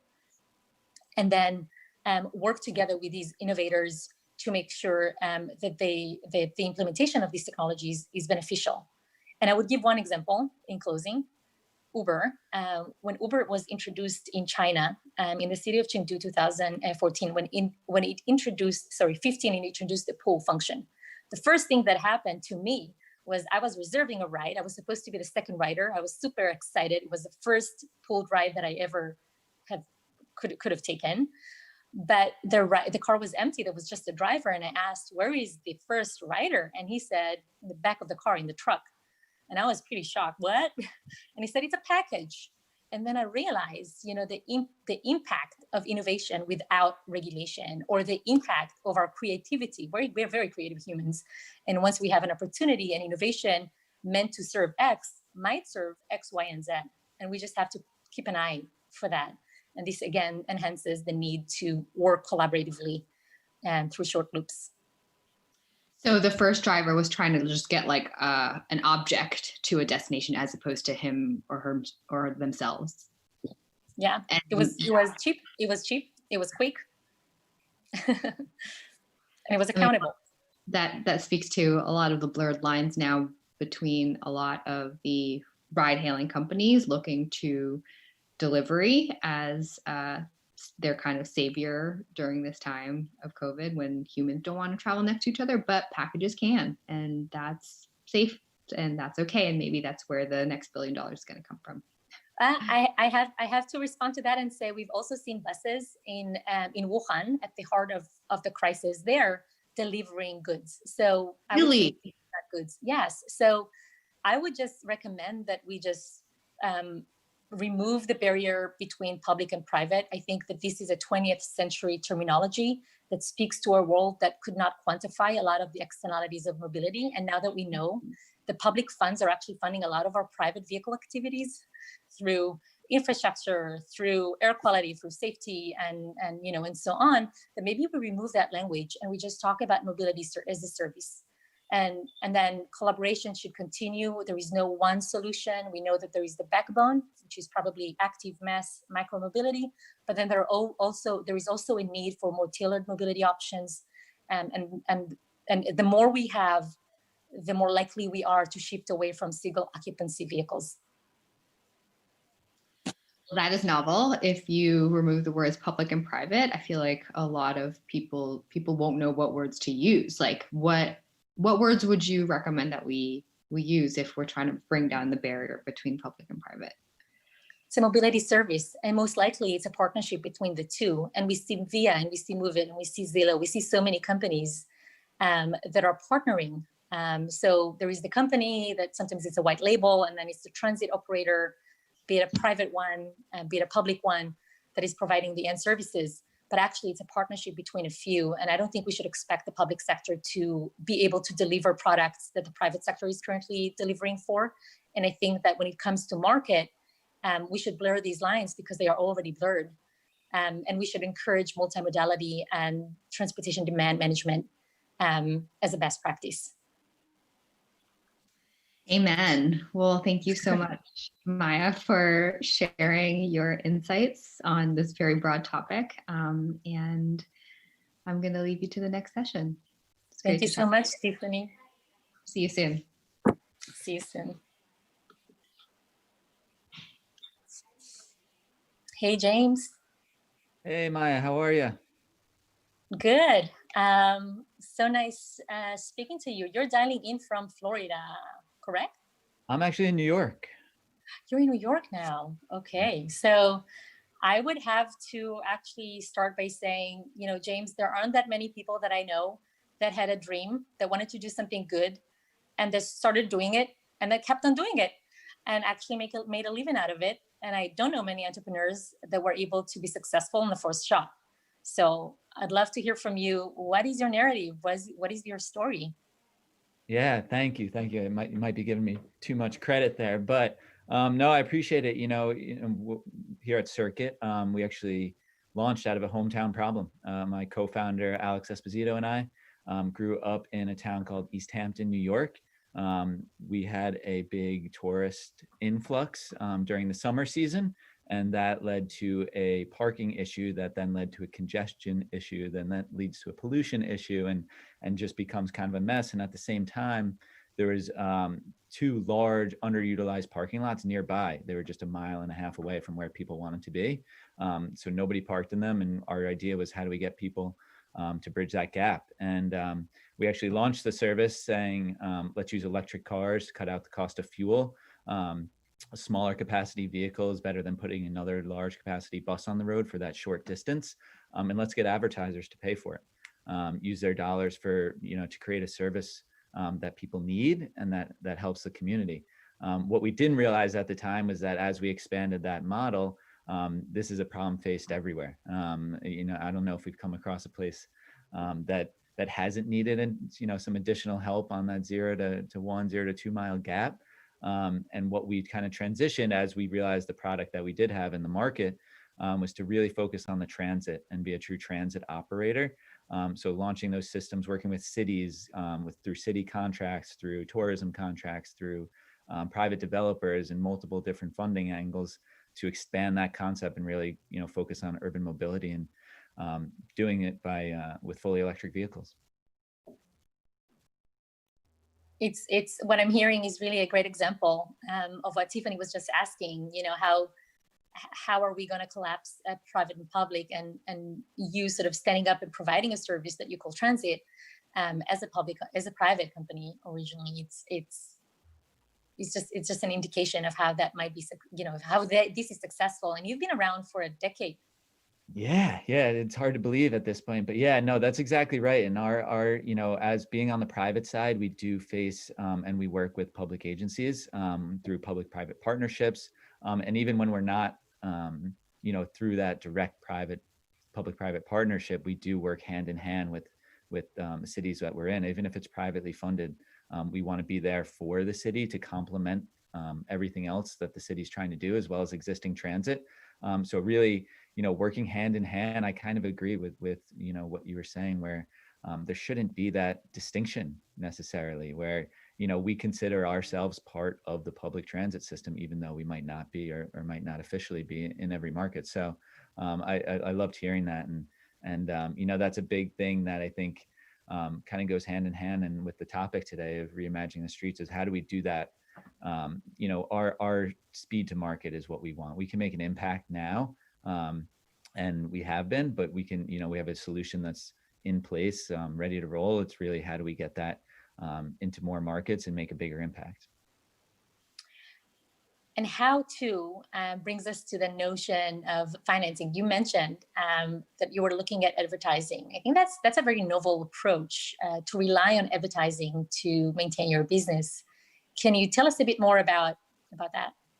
Yeah, and I think, with that, and the big thing to know is advertising's been a great source of funding the service. It's provided a ton of rides and probably a few million rides around the country. But what we realized is as we were expanding and working with more, public agencies, transit agencies, was advertising alone can't meet the level of service that the community and the public needs. It's a great supplement and a great revenue source to help with the total cost of the system. But what we realized, and this is actually when we first realized it in the city of San Diego, we launched there privately through advertising funding. And they said, we love what you're doing. Why don't you have 30 cars? And we said, well, we don't have 30 advertisers. So that started the conversation on how do we get the level of service that the community needs. And some of that is mixing different sources of revenue. So the advertising has been great. It's still great. We have a great product and still something we focus on. And what it can do is reduce the net cost of the service to either a public agency or private. And really, the system's built around the flexibility in both, what we're doing, the vehicles we're using, how we're doing it, but also in how it's funded. So having different partners there, I think, is the key. What we've realized with urban mobility, especially in that 0 to 2 mile, is there's multiple groups that have different needs within that same zone. And it shouldn't be necessarily one person's job to pay for all of that, if that's possible to get to. So our job and what we like to do is bring in those different sources of funding and revenue to make the whole system work better for everybody. And I think it's amazing that you're able to think so creatively and to think about different sources of funding, given that you're basically talking about a 2-mile gap. You're talking about this last mile, these dense urban areas, these areas where you might be servicing tourists, you might be servicing those that have just parked their car and want to get into a central zone. Tell me a bit more about these 2-mile gap and how do you ensure that you're complementary to other services? Yeah, it's a great question because that's, from our core product, we're focused on that. And that's because we do think it's kind of the linchpin to the rest of the transit system. If you can use mass transit or, if you can't get to or from a station, you might be less inclined to use it. If you are at your apartment building and the grocery store is 1.5 miles away, you could take a bike, you could walk, but if you don't want to, the next best option for those shorter trips is an on-demand type of service. The problem with that is if you're just getting in somebody else's personal vehicle, it does pose problems. But although that's a great option for many trips, that first and last mile is tough. So, the focus on there is really to alleviate and make a convenient option for people to choose the best option, whether that's ourselves, mass transit, using a bike. But really focusing on that, I think, opens up the other forms of transit and focuses them where they do best. Our system isn't designed to move tens of thousands of people 10 miles in and out of a city. But, with that, if we can open up and make more efficiency within that 0 to 2 miles, there's more resources for those services to do what they do best. So your vehicle is really purpose built, and it's of sort of a medium size, a shuttle size, if I was to describe it in my words, that is shared and is electric. And just these two on their own are a great approach. And I think we should all be appreciative of that opportunity to replace other more polluting modes and less equitable modes in a shared and electric mode already a decade ago. So that's like thumbs up. And research do show that if we combine shared, electric, and autonomous, we can actually triple emission reduction by 2050. We can actually arrive at 2050 with 0.5 billion cars instead of 2 million cars. So you're helping us, putting us on path if you were just to describe how you view automation, because your business seems to be right on track. Yeah, no, and I hope we're on that path and hope we're helping, because that's the goal. And I think the great thing is what we're doing now is what we see autonomous vehicles and services mimicking in terms of urban mobility. A larger fleet of smaller capacity vehicles that are fully electric, fully shared, can adapt by the hour of the day on how they're serving, what they're serving, who they're moving, or what they're moving. And that's exactly what we're doing now. So I think, from our perspective, we can't wait for autonomous when it's ready. I think that's, in the future, that's if that's best, then if we can get there, I think we'll be the first adapters of it. And we've been talking with a lot of AV companies about kind of being a go-to-market partner for them using our existing operations while they kind of scale up and wait for policy to come in place along with the technology. Unfortunately, as much as we would probably appreciate the autonomous vehicle market more than anybody. I don't think it's right around the corner just yet on full scale in urban environments. However, we can start to work that technology into our systems for certain portions of service. So, from our perspective, I think it's going to be a great thing. Candidly, about 70% of our cost goes to jobs for drivers. So as much as we love that aspect of it, obviously looking at reduced budgets and the good of the community as a whole and less public dollars needed, and still creating plenty of jobs with autonomous, I think, it's going to be a great thing when it's ready. But in the meantime, I think we have a product that can fit well and help that product get to market. And that's kind of our view on autonomous. Great, great perspectives. Obviously, we see a lot of designs that have just been introduced over the past months that are very similar to the design that you have, sort of the bidirectional sort of shared vehicle. And you specifically are also looking at how people can get in and out of the vehicle without needing to cross right next to each other too much. Can you talk a bit about that? I don't know how you came across with that design, that's the design that you have, and it seems to be like the best design in days like these. Yeah, the vehicle we use primarily in most of our markets, we do have different types, is a 6-seat electric vehicle. It looks like a big golf cart, really. We like to call it a small shuttle, but it's 6 seats, 3 rows of 2 passengers with a driver in the front. Everybody has their own door. So what we realized is when we started with the vehicle, it was really the only well-produced and distributed EV vehicle for our needs, with that amount of seats and with that different look where it does stand out from the rest of the vehicles on the road. What it is. So it was really, wasn't really a choice on our part. It was the only option. But what we saw over the years is that it's a huge driver of demand. And when we talk to cities and other groups, the biggest equation, right, is cost per rider. How many people can we move for the least amount of money? And when we look at that vehicle, not only reducing cost, being electric and from the private side, but also how do we increase ridership and demand and create part of that? It starts with the vehicle and the experience. So we're heavily focused on the experience it provides from the vehicle perspective. It is able to be open aired. You have your own window, you have your own seat, you also have your own door to get in and out of. So even pre-COVID, which we can get into in a bit, but pre-COVID, it had that same value. People like getting in, you didn't have to climb over anybody. And not to say that's bad, but it was a way that we saw a lot of people appreciating the service for that, which honestly, when we first picked the vehicle, that wasn't the intention. Well, lucky you. Yeah, some things are just a matter of luck, I guess. But now looking at outside of the vehicle, how do you think, how would you suggest that cities would enable your service to be even more widely accepted by people? What would you expect of the curb design, the loading zones, the infrastructure around it? What are the suggestions that you would make for a city that is prepared to introduce that type of service? Yeah, and I think it's a great question. I think, it's as we go, because we're in between the fixed route and fully on demand, and we kind of offer all those services in between. But as you look at, the city itself, I think our big focus is to keep infrastructure needs light.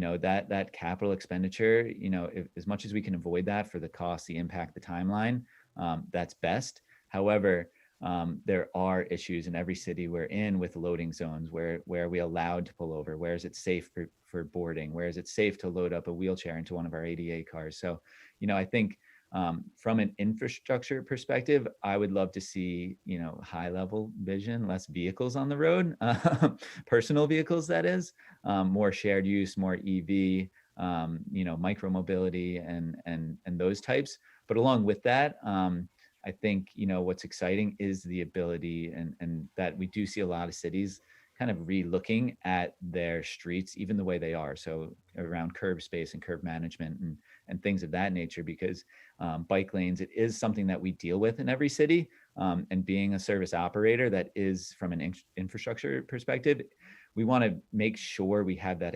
accessible for services like ours and others. So it's a seamless experience for the community, but also without having to invest in a ton of infrastructure and fixed stops and so enough wayfinding to get people to where they need to be, but also more on the safety and designated curb space, I think is the biggest thing on our end. That would definitely be not only help us get a few less tickets, but also help the experience from the passenger. And this really brings me to the next question, which is very much COVID related again. We see, as Tiffany has noted before in her conversation, we see more and more cities dedicating space for micromobility and active mobility, pedestrian, putting restaurants on the streets, enabling pickup zones. And we'll hear from Stephanie in a bit about how that is managed from the carb angle. But as you think about, when you think about those structures, these added complexity to the street, what are the type of recommendations that you would make? Would you say that there is a need for the industry to come together and come up with standards, with guidelines, engage in a conversation with the city to be able to manage the multiple modes, mainly vulnerable modes on the road, to enable the scaling of that phenomena? As I understand, this is a positive phenomena in your view as well.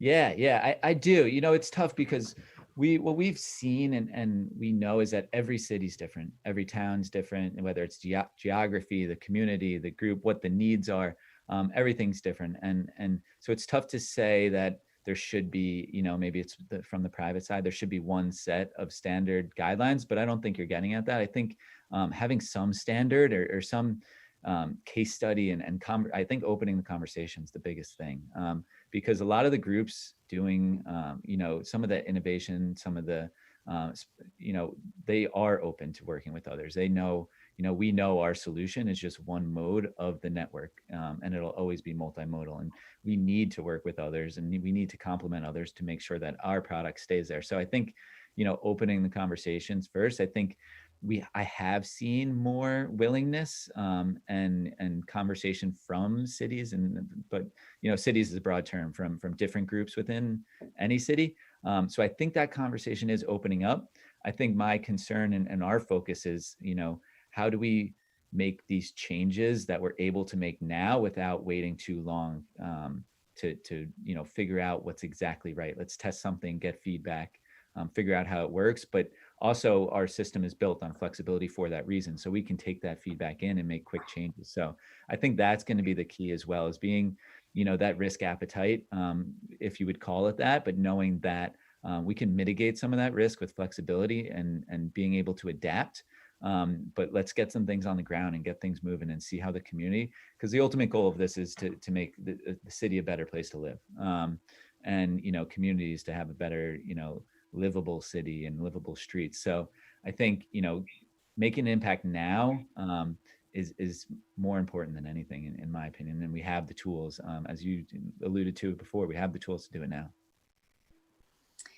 That's awesome. I think we're at time. And with that, I would say we should all work together. We should work collaboratively, and we should not wait. Time is now. And I think that there is no better time than a time of crisis for us to move faster, to open up to new ideas and to partner. So leaving this to you, James, and our next speaker. Thank you. Thank you for sharing.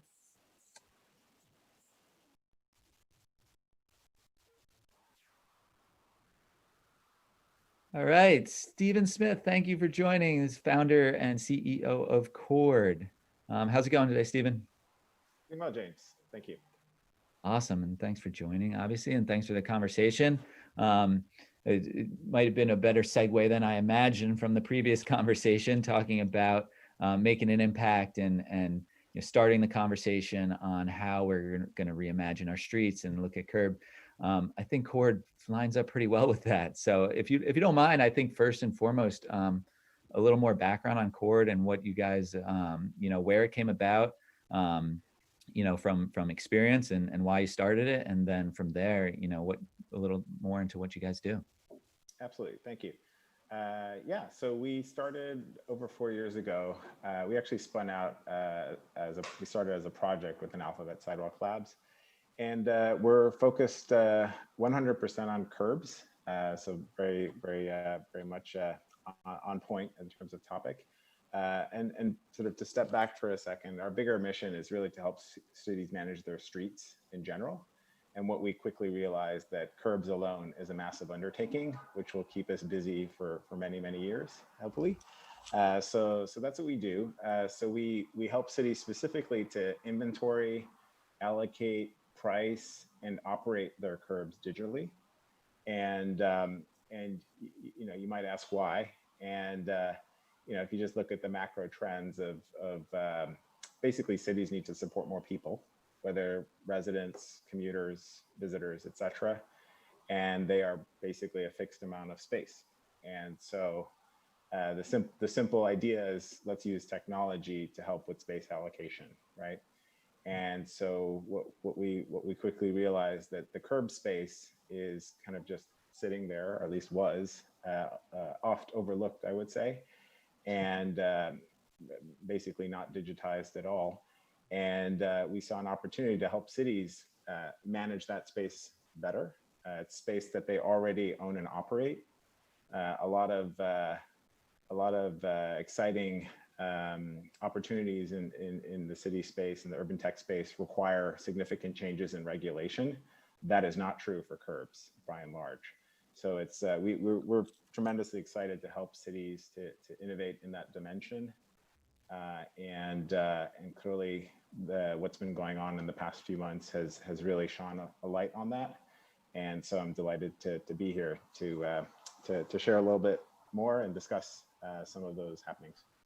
Yeah, and call me biased, but I couldn't agree more. I think that curb management is where it starts. We are going to need modes of transit. Their freight and deliveries do need to be made. So how do we do that while still looking at the street and how to change it and reimagining it? So I couldn't agree more. And I think right now, from my view and being in a city or just walking around different cities, I think most of us would agree that how we see the curb is for a place to park your car, your personal vehicle. I guess, I think we're all kind of seeing that might not be the road ahead, and we don't want it to. Personally, I hope there's less of them on the road to park. So, but interested on your take on, that personal vehicle. I would assume much of the curb space relatively is designed right now for the private vehicle. I'm interested in your take on that shift and what it will be for in the future, what we're hoping it, or what's more beneficial for it to be for. Yeah, I mean, I think that's most people certainly have grown up thinking of the curb space that way. I know I did. But I think it's worth noting that cars are not going to disappear. And indeed, while car sales have flatlined, they're flatlined at a massive number. So the rate that the global car park, as it's called, the number of vehicles in the world is I believe there's I want to say World Economic Forum research, but basically it's anticipated to double in the next 20 years. So cars are with us, whether we like it or not. And so, but I do think that is very much what most people think of curbs for. And we have a slightly different vision, as you might imagine. And so we don't think it's water and oil. It's cars are going to be here. They are a valid mode of transportation for certain use cases, so to speak. But we believe that there's also a what I'll call a shared use curb which will be increasingly necessary and a tool that cities need in their toolkit, again, as they need to support more people per unit time, per unit length of curb, if you want to think of it that way. And so that's something that we're endeavoring to bring into the world. So to give cities that ability to instead of a curb, which is 20 cars, parked, metered or not, imagine a curb space where there's a bike or a scooter dock. There is a loading zone for commercial loading. Obviously, we've seen commercial loading take off. It was already growing rapidly, but step function growing because of COVID. And then also pick up and drop off areas, PUDOs, as they say in the trade. And so if you kind of imagine all of those different curb uses, none of which is parking your car, they serve, we've run the numbers, and they can serve 7 times more people in the same length of curb at the same time of day, that kind of thing, or per day, I should say. And actually also, interestingly, generate more revenue for a city, which I think is a really important point. So there's this assumption that it's kind of a trade-off. To support more people, the city loses parking revenue, and that's not true. And it makes sense because there's economic value being created by serving more people, I think is hopefully intuitive. And so we very much want to help cities to realize that at kind of the nuts and bolts level on a given block face at a given time, and B, actually, not just reimagine that curb, but re-implement that curb in a way that A, serves more people, and B, can generate more revenue, which can after all be then reinvested. And this is something that's actually often done with parking fees already, reinvested back into transportation in a given area. And I know that your service actually relies on that kind of funding.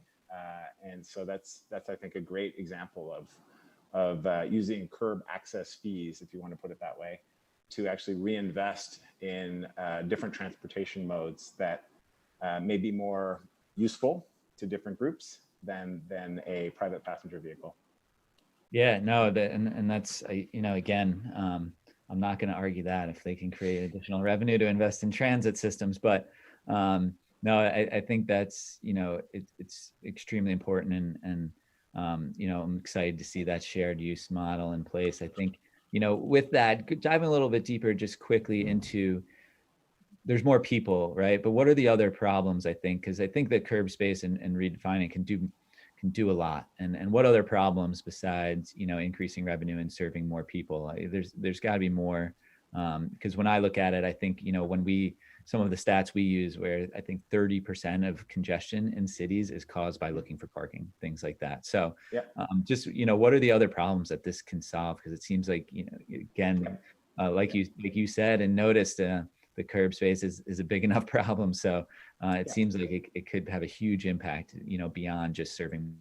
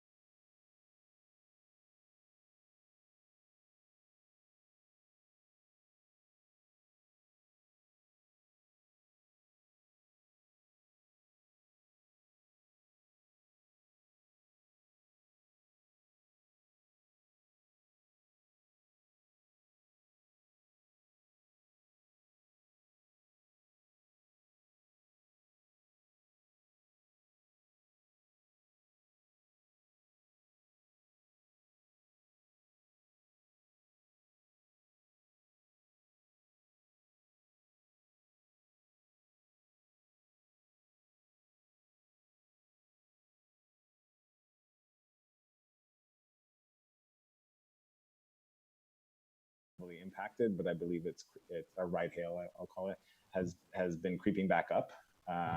So I think, and subway usage, et cetera. So I think we are seeing a slow but gradual kind of restoration of usage, I would say, of these shared modes, and obviously we'll see how that unfolds. But I think the genie's out of the bottle, or whatever the expression is, and so obviously. I don't think the fundamentals of shared modes have suddenly disappeared. I think clearly this is turbulence, I would say, in that evolution. But the cost of owning a car has not fallen overnight, and arguably the contrary. So yeah, I do think you're going to see, like, I'm personally anticipating outside my window, seeing the step function and then mixed with more passenger vehicle traffic, and it's even with reopening in New York City this week, it's noticeable, and actually kind of worse traffic than ever, right? So, I heard. And so that's potentially creating gridlock, the likes of which we've never seen before. But I do think that it's with months, not years. I think things will start to shift back to the previous equilibrium. Because the fundamentals have not changed, and in terms of cost of ownership and so forth. And I do think, actually, again, the private passenger vehicle may be even a slower method than it was before of getting around, due to the increase in urban freight plus increase in private passenger vehicle use. Yeah, no, it makes sense, and still the need for that curb management. Then it's especially with that increased delivery, and I know we've all experienced that either directly or have seen it happening. And I could hear the horns behind you, so it's back, and I've been hearing the same from friends in the city. I haven't been back yet, but looking at that, so when I think of looking at cities, talking to cities about curb space and reimagining the street, things like that, we touched on it in the last conversation, but the infrastructure needs. I think the biggest hurdle to me is, how do we distinguish between infrastructure needs and adapting and putting in systems that can work with the infrastructure, for many reasons. One being cost, the other being I think impact to the community. A lot of times that includes construction or changing of the street, but as well as timelines. So in my eyes, quick solutions or solutions that are able to facilitate quicker movement and quicker change, I think are great. It sounds, in my mind, I picture Cord being a key piece of that. Is that what you've seen and some of the results with any clients? Yeah, so we have an interesting vantage point in that we work with sort of three different types of entities, cities themselves, the fleets I mentioned as well, but also engineering firms, transportation consultants. And so they, their bread and butter is, I'll simplify it, it's designing and pouring concrete, right? And so that's when they're happiest, big infrastructure projects. And of course, some of that is necessary, to maintain infrastructure. But I'm kind of, what's the right word? I'm encouraged by the fact that that there's so much that has infrastructure that's already been invested in that is basically suboptimally used. Let's put it that way. And again, I go back to our bread and butter curb space, right? So obviously lots of money has been spent on signs and concrete, et cetera, paint over the years. And the signs are built to last for 20 years, literally. And we were somewhat shocked, candidly, when we started our business to realize that cities basically didn't have any digital records of all of that. And so before we go invest, many millions, hundreds of millions in new infrastructure, and it's not either or, clearly, but a lot of these investments, I think, are questionable when you consider the fact that the cities have not yet sort of maximized the efficiency, for want of a better term, or the utility of the existing investments, right? And so, and particularly, I think, cities generally have had, challenged budgets in recent years, but clearly COVID has further impacted that. So I think there's this huge pressure to do more with less, candidly. and to make small investments to get big returns, just like, you know, most companies do. And I think that we are already starting to see that, actually. So, you know, as I think most startups in the space, you know, we were anxious to see how COVID would impact us. We actually saw a surprising amount of consulting dollars, studies, et cetera, that continued to get spent as cities look to actually do what I just said, and actually get a better inventory of what they have, and so that they can do more with what they have from an infrastructure perspective.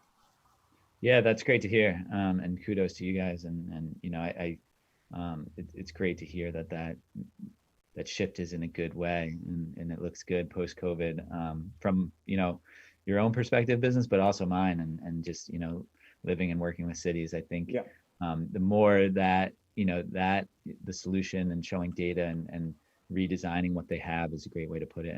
And you know, you're right on that inclination for pouring concrete, for lack of a better term, not to put words in your mouth, but I do think that could be some of the silver lining, is that now it's time to maximize what they have and do more with less. So it's great to hear. And I think, you know, with that, you know, talking about revenue from cities, you touched on it before, but I don't know if you've had any examples or cities where, if they are able to get additional revenue from curb space management, besides transit, has there been conversations or goals or anything noted from cities on what, you know, what that additional revenue will mean for them? So we're certainly seeing an interest, very perceptibly, in talking very upfront about revenue in a way that I think was less the case, you know, 3+ months ago.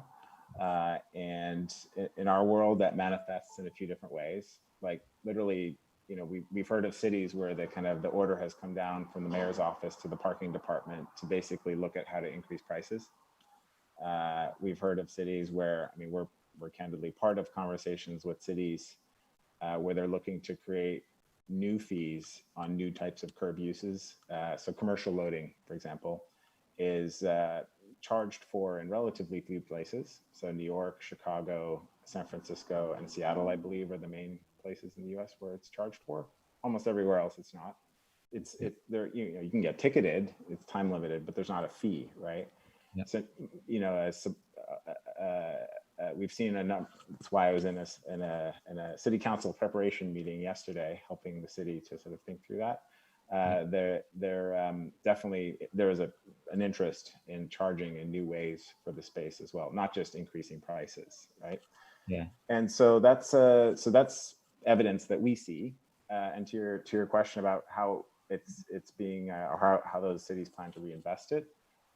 Again, to the point I made earlier, we are seeing interest in reinvesting it into transportation projects in the area from which the fee came, so to speak. Yeah. So that's definitely a thing. And you know, there's, from a political perspective, that's more palatable versus going into the general fund, which is, you know, it's hard to understand. You know, it's hard for the fee payer, so to speak, to understand where that money goes. By definition. So that's definitely a trend that we're seeing. And so, and I think there's also, I know your model is advertising supported. And I think we saw this in the last downturn in 2008, the sort of ad supported street furniture model became a thing. You know, before cities tended to own and operate that infrastructure and actually sell their own ads, I think. So we've seen that happened in the last downturn as cities look for more creative ways to basically fund infrastructure and services in the public right of way. I think we're going to see the same thing here, right?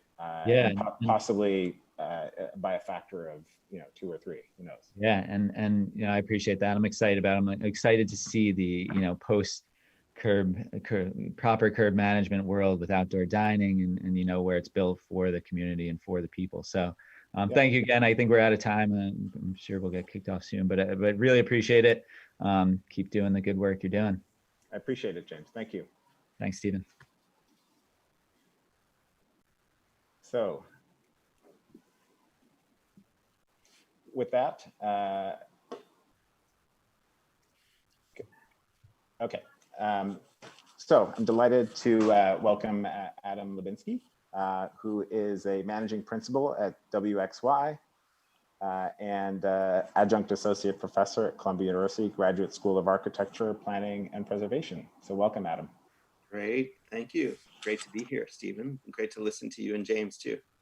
Oh, I'm glad it was enjoyable.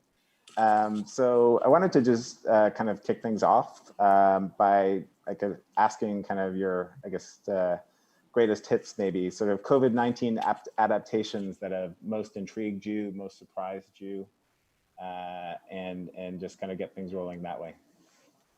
Sure.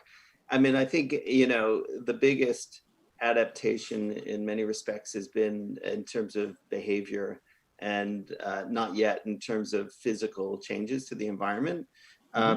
You know, obviously there are a lot of essential workers who don't have the option to work remotely. But for me, what was startling as someone who's, you know, running a firm and working with lots of people is the way in which we began to adapt to working remotely. And that, it just happened with stunning speed. And, you know, I think as many people have been imagining, we're not all just going to switch back to working at our desks as usual. And so that really opens up a kind of shift in the way we're living in cities that ripples out to our streets and our sidewalks in all sorts of ways. You know, and I think in many respects, we were already moving away from this kind of notion of a centralized business district. You know, you look at the reverse commuting patterns and the kinds of fragmented office spaces that exist in the wider metro region, and the way Brooklyn, Queens waterfront has developed with workspace. We are already experiencing a different way of going to work, and that's just going to start to accelerate. And so starting to think about what that means for neighborhoods, whether people are working at home or there are more options to kind of pop in and out of local workplaces, I think will change the nature of sidewalks and commuting and local retail and all of those things. So yeah, that's going to be a slow burner, but the shift happened so rapidly, and I think we're going to be figuring it out for a while. So clearly, the shift had to happen rapidly at a level, right? Yeah. By law, I guess, among other reasons, and for health reasons, clearly. And I've talked to a number of cities who have sort of how should I put it, an agenda of actually making some of these changes permanent. Yeah. You know, they basically, you know, they you know, there's always this challenge in giving up curb spots for parking, right? And reallocating to something else. So this has created sort of the perfect opportunity to do that. And we've seen meal pickup zones next to restaurants be quickly established. And those were parking spots. And so that's, you know, a thing that city, you know, wanted to do and has had an opportunity to do now temporarily. And we'll see if those become permanent changes, right? So there's one question though, which is like, is some of these changes happening too quickly? Or put differently, should we not be so quick to make them permanent, right? Because the sort of the usual community input steps perhaps have not been followed. And I think particularly in this time of the racial justice movement, right? So getting that level of input from the community in these changes has sort of been a step that has necessarily been skipped, you know, as an emergency measure. But I guess I'm just curious your thoughts on, you know, to what degree is this sort of a crisis is a terrible thing to waste and we should make those changes permanent? Or to what degree should we revert them all and sort of do it in kind of the quote unquote proper way with all of the community input? Yeah, and I think in a lot of ways, we haven't seen lots of big changes yet in sort of neighborhoods. There've been a lot of interest in changing things in commercial areas, and you know, and all of these commercial areas, you know, a lot of them have business improvement districts behind them, and they're very eager both to get workers back but also setting up an environment that makes work exciting. And then there have been some temporary closures in neighborhoods, but those still feel very temporary. And I think there is a big opportunity there. But you're right, certainly, like, you know, how we do engagement around these things is so critical. And, you know, in essence, I think everything we do now in planning terms has to have a kind of layer of equity indicators associated with them. You know, right now, a lot of the changes being made, you know, certainly thinking about curbside dining, they have like a focus on social distancing. And so from an equity indicator perspective, you're not really thinking about, well, what is, you know, closing a lane of traffic provide for public health? You know, how do we start digging deeper into, you know, what were a lot of the underlying public health issues that existed before COVID? How can we start thinking about street closures in a way that really start deeply addressing those, whether it's, you know, not just simply closing streets, but providing, you know, areas for neighborhoods that are very far from parks and that don't have, you know, spaces for active exercise and active recreation, you know. And so a lot of our movement towards adapting street space has been for more passive recreation and for supporting commercial activity as opposed to active space that supports public health efforts. Yeah, that was actually my next question. So clearly there's been this move to establish curbside dining. And I know in a number of cities, it's been quote unquote self-permitted. So, you know, because otherwise the process would take too long. And so, you know, restaurants are essentially certifying that they're doing a thing and they're getting a permit online or whatever. And so, and for no charge, right? The permit has no fee, right? And so, you know, back to the kind of the topic of our track, so to speak, you know, designing and pricing public space. There's this need to support local businesses, right? And then there's also this need, to your point, of providing space, potentially in the curb space that, or the sidewalk, that is for, I'll call it recreation, right? And so, given, you know, particularly for neighborhoods that don't have easy access to parks. And so that clearly the same space can't be a restaurant and, you know, a skater area at the same time, or, you know, a place to sit with your dog or whatever. So how to resolve that? And, you know, the economists would say, well, you price it. Like you establish a price for it. And so that not all restaurants will want to do it, you know, because it's not for the price of free. And perhaps this is more of a steady state issue, you know, and months from now versus right now. But I still think it's worth talking about now, because obviously the precedents that are established today will have a way of sticking around. I actually heard a story yesterday of a business in San Francisco that just is literally building in the curb lane, like a structure, right? And you've got to wonder, like, will that ever come down? Anyway, so it's just some thoughts there. So any thoughts on how to sort of think about that and how to frame that trade-off? Sure. I mean, I guess I would approach it analytically and start to look at where the tension points are. And, you know, to me, the real tension points are going to be parking and neighborhoods where you might want to have active open space in the street, you know, at the curbside. And so that tension, you know, is looking at, you know, where people have free parking now, but they're close to transit. Like that is something that we should have been pricing all along. Cities around the world charge, you know, have different ways of registering cars and paying for curbside parking. And so I think we have a basic question in New York, which is you look at neighborhoods, residential areas where people aren't paying for parking, but they're close to transit. And yet you've got a residential neighborhood which may be short on supply of open space. And that's a real tension point.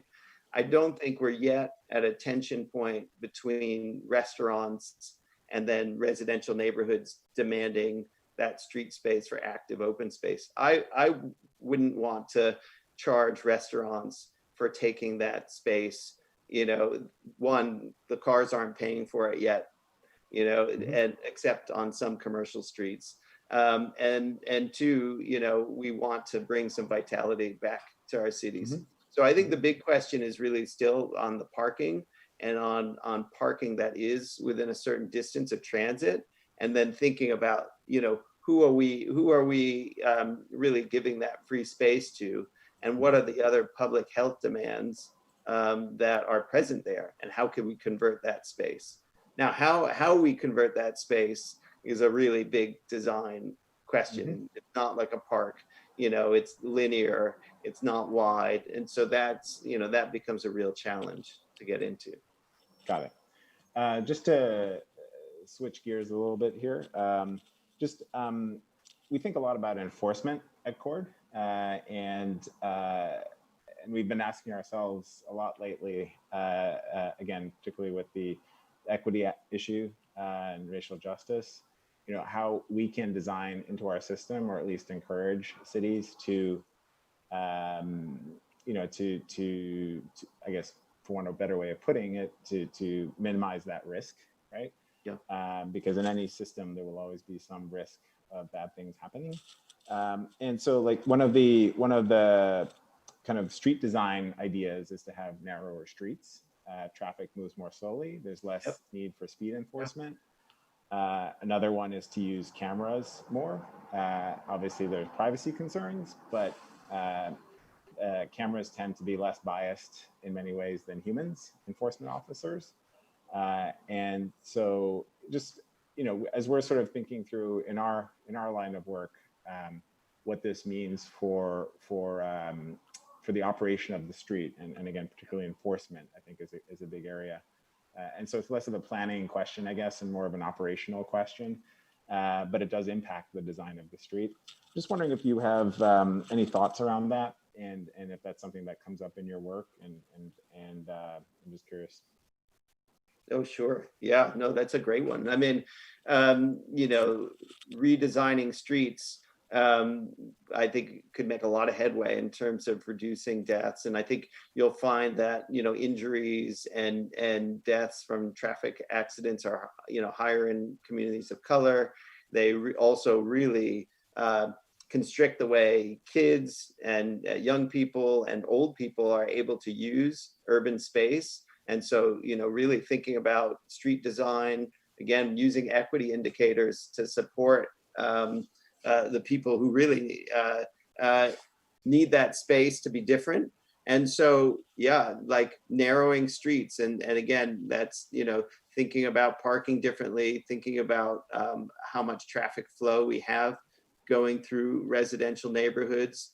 I think there are, you know, thinking about creating streets that are all at the same grade, so you don't have to step down from a curb.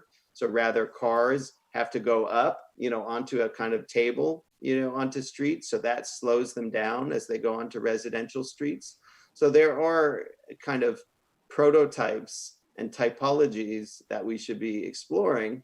And then there are site-specific things that we should be getting into. You know, our office looked at a kind of version of the Barcelona superblock, and, you know, how you could adapt areas of New York City to create these superblocks, you know, structures, and then within them having these more accessible streets that you know, are really shielded from as much traffic flow. So, you know, there are both, you know, prototypes and design changes that we could roll out in all sorts of places. And then let's think, you know, in a kind of geographic way, you know, what we can start doing in different areas. Got it. One last question for you, and this came up in our preparation call, and I hadn't thought of it at all, but I thought it was kind of cool. So I know you're working on a project for a charter school, and my understanding was sort of thinking holistically about kind of the interior and exterior use of space, to accommodate, I guess, temperature checks and things like that, you know, with back to school in the fall, sort of the social distancing measures, et cetera. I guess as it relates to the reimagining our streets, so the exterior space, could you tell us a little bit more about kind of what that idea looks like? Is that literally kids lining up in a curb lane on a sidewalk? What is that? Tell us more about that. Yeah, no, it's, I think, again, like a lot of everybody's focus has been on restaurants and restoring business activity, which is important. But then there's this whole other layer of how buildings and the right of way start to play off of each other in a different way now. And so that's, you know, the sort of notion, and what you work on so much, Stephen, is looking at the right of way, which is critical. But now everything at the ground floor of the building level has been called into question, how it can function. And in the case of restaurants, it's whether they can get customers in. But for offices and for schools, is whether they can get people in a timely fashion. And so, you know, there are lots and lots of office buildings in New York that have tiny lobbies and slow elevators. And so how do they filter people into their buildings? And similarly with schools, which if you've got kids or you've seen kids pile into a school, it's like, you know, this mad rush into the front doors. And so thinking about what it means to slow that down, to do temperature checks, to get them to clean their phones, you know, after they've been potentially on public transit, you know, to do hand washing or Purell, that's going to take a real operational shift in how they let kids into school. So this project that we've been working on is really trying to get into the guts of what that means, to slow that down, to get kids to line up and space themselves out. What does it mean relative to other things on that block? You know, is there a possibility to take, you know, some of that curbside space to do some of that queuing? Those are all open questions. And I think, you know, we are modeling an approach that sort of has minimal permitting requirements and then might have additional permitting requirements to just see what's possible. But, you know, the reality of even half the number of kids on a given day going back to their school, it's far more complicated than I think a lot of people have dug into. Got it. So I know we just have a minute or two left. Anything you'd like to end on? Well, you know, I just think there's a big place for the work that you're doing, you know, and so those kind of tension points that we talked about, you know, which is really, you know, curbside space is like, you know, the missing link in so many conversations, and figuring out how to treat it is you know, is so great. So we hadn't met before, but I've really enjoyed digging into the work that you've been doing as well. So likewise. Excited to continue our conversation offline. Likewise. And I happen to agree with you, not surprisingly. And it was a pleasure meeting you through this as well. So with that, I will sign off and let you move on to your next session. Great. Thank you, Stephen. Hi, Tara. Good to have you here. Hey, how's it going? Good. I'm very pleased to introduce Tara Pham. She is the founder and CEO of Numina, which is an amazing company looking at essentially how to measure street level activity using all sorts of technology, and hopefully making our streets better places as a result. So Tara, I'm going to give everybody a chance to hear a little bit about how you work and what you do. So in essence, give us a sense of how sensors enable us to improve our streets. What are you doing at Numina? Yeah, so we make a sensor that very easily deploys on fixed infrastructure like light poles and buildings. And our sensor actually uses a camera to detect what is going on in the street. What is unique about our product from other, say, traffic cameras or traffic sensors is that with our technology, we're able to differentiate pedestrians, bicycles, different types of vehicles, even things like dogs and bags of trash. And we do it in a completely privacy-first way. So even though our sensor is camera-based, it is actually analyzing the raw data, which in our case is imagery, onboard the device, gleaning, what types of things are there, where are they in the street, but then discarding the imagery. So we don't save any imagery, we don't transmit video, and we don't, as a company, ever intentionally collect personally identifiable information. So we're actually doing everything we can to anonymize the data and aggregate the data such that it prevents re-identifiability. And so the ultimate output is that we're able to tell cities how everyone uses their streets, not just cars. And so we're kind of a nice complement to some of Stephen's work, for example. Our data feeds into some other platforms that have been featured here, useful for companies like Tiffany at Remix, for example, or for you guys at WXY to hopefully incorporate more data in some of the planning processes for public realm. So we're at a kind of interesting moment in terms of thinking about surveillance and privacy as it relates to technology. And, on the one hand, we've got all of the concerns that have come out of the Black Lives Matter demonstrations and the concerns about surveillance there. On the other hand, in the pandemic, you've got this idea that actually maybe it's going to be important to identify people through technology. And so I'm curious, you've made a real business decision in a way to avoid that privacy issue. What do you think about the issues around the pandemic and the need to sort of to use technology to identify people and, in terms of contact tracing? Yeah, I mean, to put it simply, we don't want to get into contact tracing. So I guess fundamentally our belief is that in the public realm, so what we're considering the space between buildings, that can be streets, sidewalks, parks, plazas, even, the driveway, if that's sort of shared and accessible to the public. And especially in urban areas, what is actually first and foremost the most valuable data is this information at scale. So we can tell you actually, what percentage of people are actually practicing social distancing, how many people are actually staying 6 feet apart. To us, that is extremely valuable first and foremost, and we're just not in the business of identifying individuals, and we're not in the enforcement business at all. With our platform, there's actually not a way to even know at a specific time there was an incident and ask to see footage from that. We don't have the video or the imagery. We do have data points, but we do everything that we can to really look at these systems in meaningful data sets, meaningful sample sizes, but not looking at individuals. And so you could kind of think of it like a HIPAA compliant way to measure the public realm. Yeah.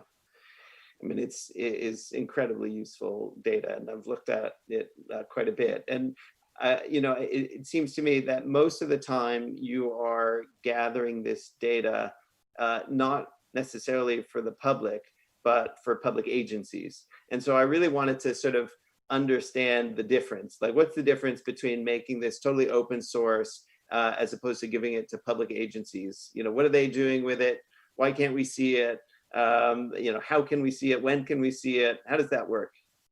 Yeah, so the dream is that the data is publicly accessible. And ultimately it really should be, no matter what, through things like the Freedom of Information Act. So the data is requestable.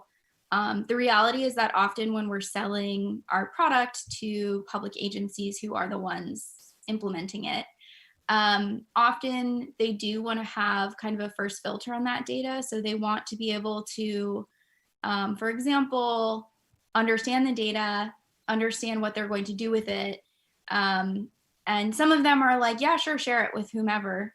Others aren't. And that's because data creates accountability. And I'm understanding on both sides. I think one of the flaws that we have in our political system writ large, but especially at the local government level even, is that we don't have fast enough feedback loops. We don't have kind of the ability culturally, like we don't have the acceptance for our local policymakers to experiment and learn. So by the time data hits, the papers or the public's eye, there's an immediate expectation that we have a plan to act on it, or that this was a known problem and so it should have been solved already. And the truth is that, at least for what we do, the kind of data we collect has not been available, really prior to our company. The way that we measure things is really novel. And so it's making this data available much more quickly than it has been before. Previously, you might, count with a clicker and a clipboard, and you're only doing, a pedestrian count once a year, or at best once a week. That's at the very best.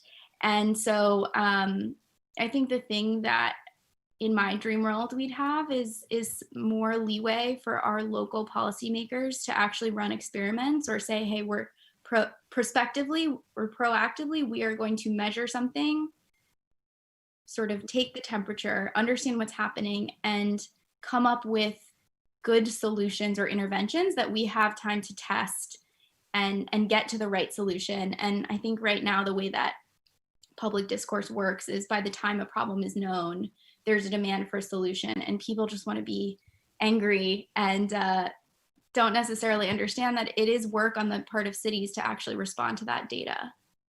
Yeah, and I think it's responding to the data and understanding how agencies are setting priorities when they're receiving back that information. And so that, I think, I don't think you'll have the solution. I don't think I'll have the solution. but this question about, aggregating so much information quite easily now, because the platform you use is remarkable, and then wanting to convert that into a space where people understand what you found and can relate to the solutions that are being taken. So that's a big question about how we're able to interface with our public bureaucracies and agencies. And so I guess, and we chatted about this a little beforehand, but the question is, how do we use all of this information to kind of improve the public discourse? And you talked a little bit about your dream world, but there is something about information providing people with access to prioritize, create solutions. So keep going with your dream world there. Yeah, if I had the answer, first of all, I wouldn't be the first. Other smarter people than me have tried to tackle this and failed. But I think there are some really promising things around participatory budgeting, for example. At least what I like about that model, at a baseline, is that we're all coming to the table together. I think a lot of cities, especially at the neighborhood level, are planned around anecdata, like the person who shows up to the community meeting tells their personal experience with, the parking spot at the curb, or, that bench at the park, and people are just loitering around it and it's creating a problem for me. And, we don't get that full sort of quantified, unbiased view. The thing with cities is and places in general, we all experience them differently. And so having data to at least say, here's a common truth or a common input that we're all going to agree to work off of, ideally, that would be helpful. We're in an interesting time where it's hard to even agree on facts right now, but I think at street level, we can a little bit more. And then I think if we actually have a agreed upon model of, we're going to look at the data, we're going to run an experiment, we're going to, based on the outcome of that experiment, check it against hopefully some values or some goals that we set ahead of time. That really helps us get to better solutions. Yeah. Well, that would be good. Tell us a little bit more about what you're doing in New York City now. And just to repeat that in case you missed it, what are you doing in New York City now? What are those efforts doing to improve the streets, thinking about climate, thinking about the pandemic and congestion? What are you up to? Yeah, so we work in about 20 cities around the world. We are based in New York City, but ironically, until recently, it's been one of our smaller markets. And part of that is we mount to fixed infrastructure. So we mount to, for example, light poles that are mostly under the control of the DOT, and they have lots of companies competing for that light pole space. And so only until recently have we found, ways of getting up specifically in New York. We work a lot with business improvement districts. We are working very actively with the Brooklyn Greenway Initiative, which they are the stewards of 26 miles of linear park that connects the Brooklyn waterfront. And we actually just participated in the Transit Tech Lab, which is a public-private partnership between the Partnership for New York City and local agencies. Interestingly, in the last few months, what we've been looking at is how lockdown due to COVID-19 has actually affected on-street behaviors. With the Brooklyn Greenway Initiative, we have seen, many weeks where just week over week, it's had 100% increase in bike ridership. So very quickly, some of it is it's spring and the weather's nice, but it definitely is beyond just the seasonal flux. We've seen massive increases in bike ped traffic there and changes in when people participate in that sort of active transportation. So it's not just the traditional commuter patterns. We're seeing, the rush hour actually, so 6 p.m. is actually a quiet time on the Greenway, which used to be rush hour. Now, rush hour is maybe midday, and probably because it's more recreational, or maybe we have different types of laborers, different types of employees getting to work that way at different times. So that's been really exciting. And we actually started with 1 sensor on the Greenway, and we'll be expanding to 40 sensors later this year, all along the Brooklyn waterfront. So that will be very exciting. And the reason that project I think is so cool is we're actually going to be researching the Greenway as a transportation asset, because greenways in many communities, and certainly in New York, often connect transit deserts to transit.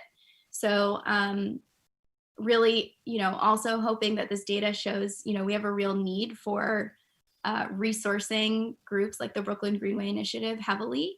I think will be really important. And we think of New York as the subways, and certainly I love the New York City subway, but there's also other modes and other ways of travel that we want to be able to account for. You talked a lot about your research, and I'm curious, just in terms of the way you structure your office and your workforce, how are you drawing people to Numina? What are their backgrounds? What do you look for? It's just interesting because I've interfaced with a lot of sort of civic tech companies, and there just are many different stories about how you bring together people to cover all of these different challenges and skills and expertises. Great question. Well, I think with everything in planning, as you know, it's become so interdisciplinary. Yep. So actually on our team, we actually don't have any planners right now officially. And so it's important to note, we always work with some ground level partner. We don't consider ourselves planners. We don't make the end planning recommendations. We are a technology company. So our product is intentionally rinse and repeat, whereas we know that communities are very specifically, not one size fits all, and locals are their own experts. So we always work with local groups to actually take our data and turn it into whatever the intervention or the redesign or the recommendation should be. So actually we right now don't have any planners on staff, but we do have many, passionate bicyclists, many transit riders, of course.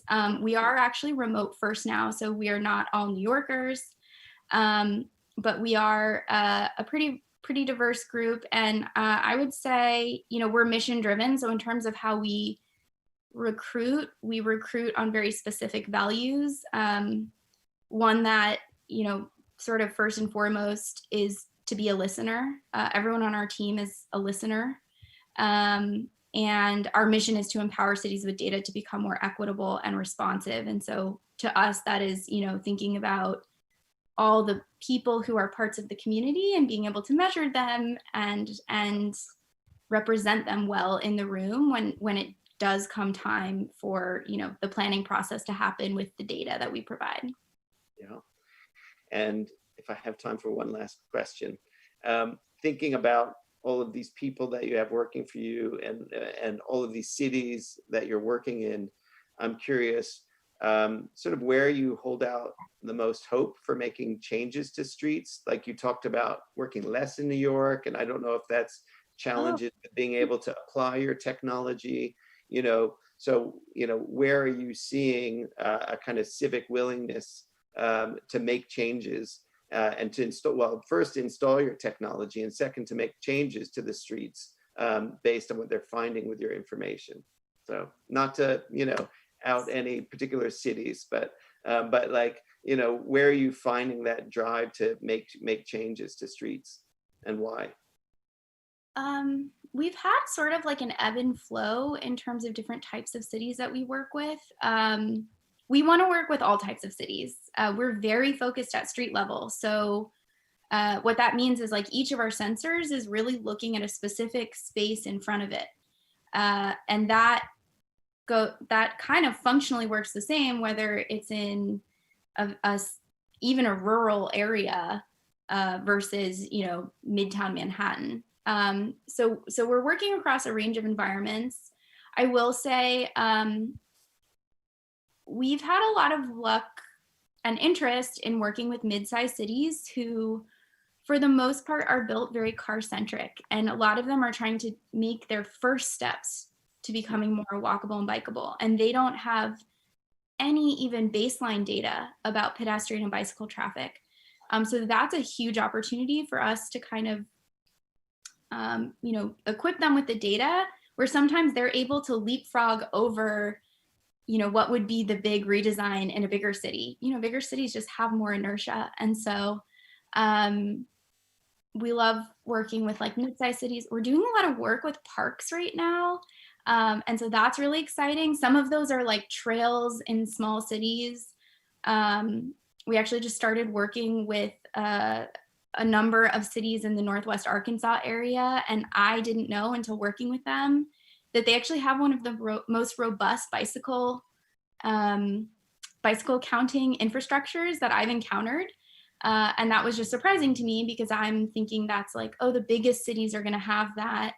And they've really blown me away. And they have a very, outdoorsy, strong bicyclist culture, I think. And so that's been fun.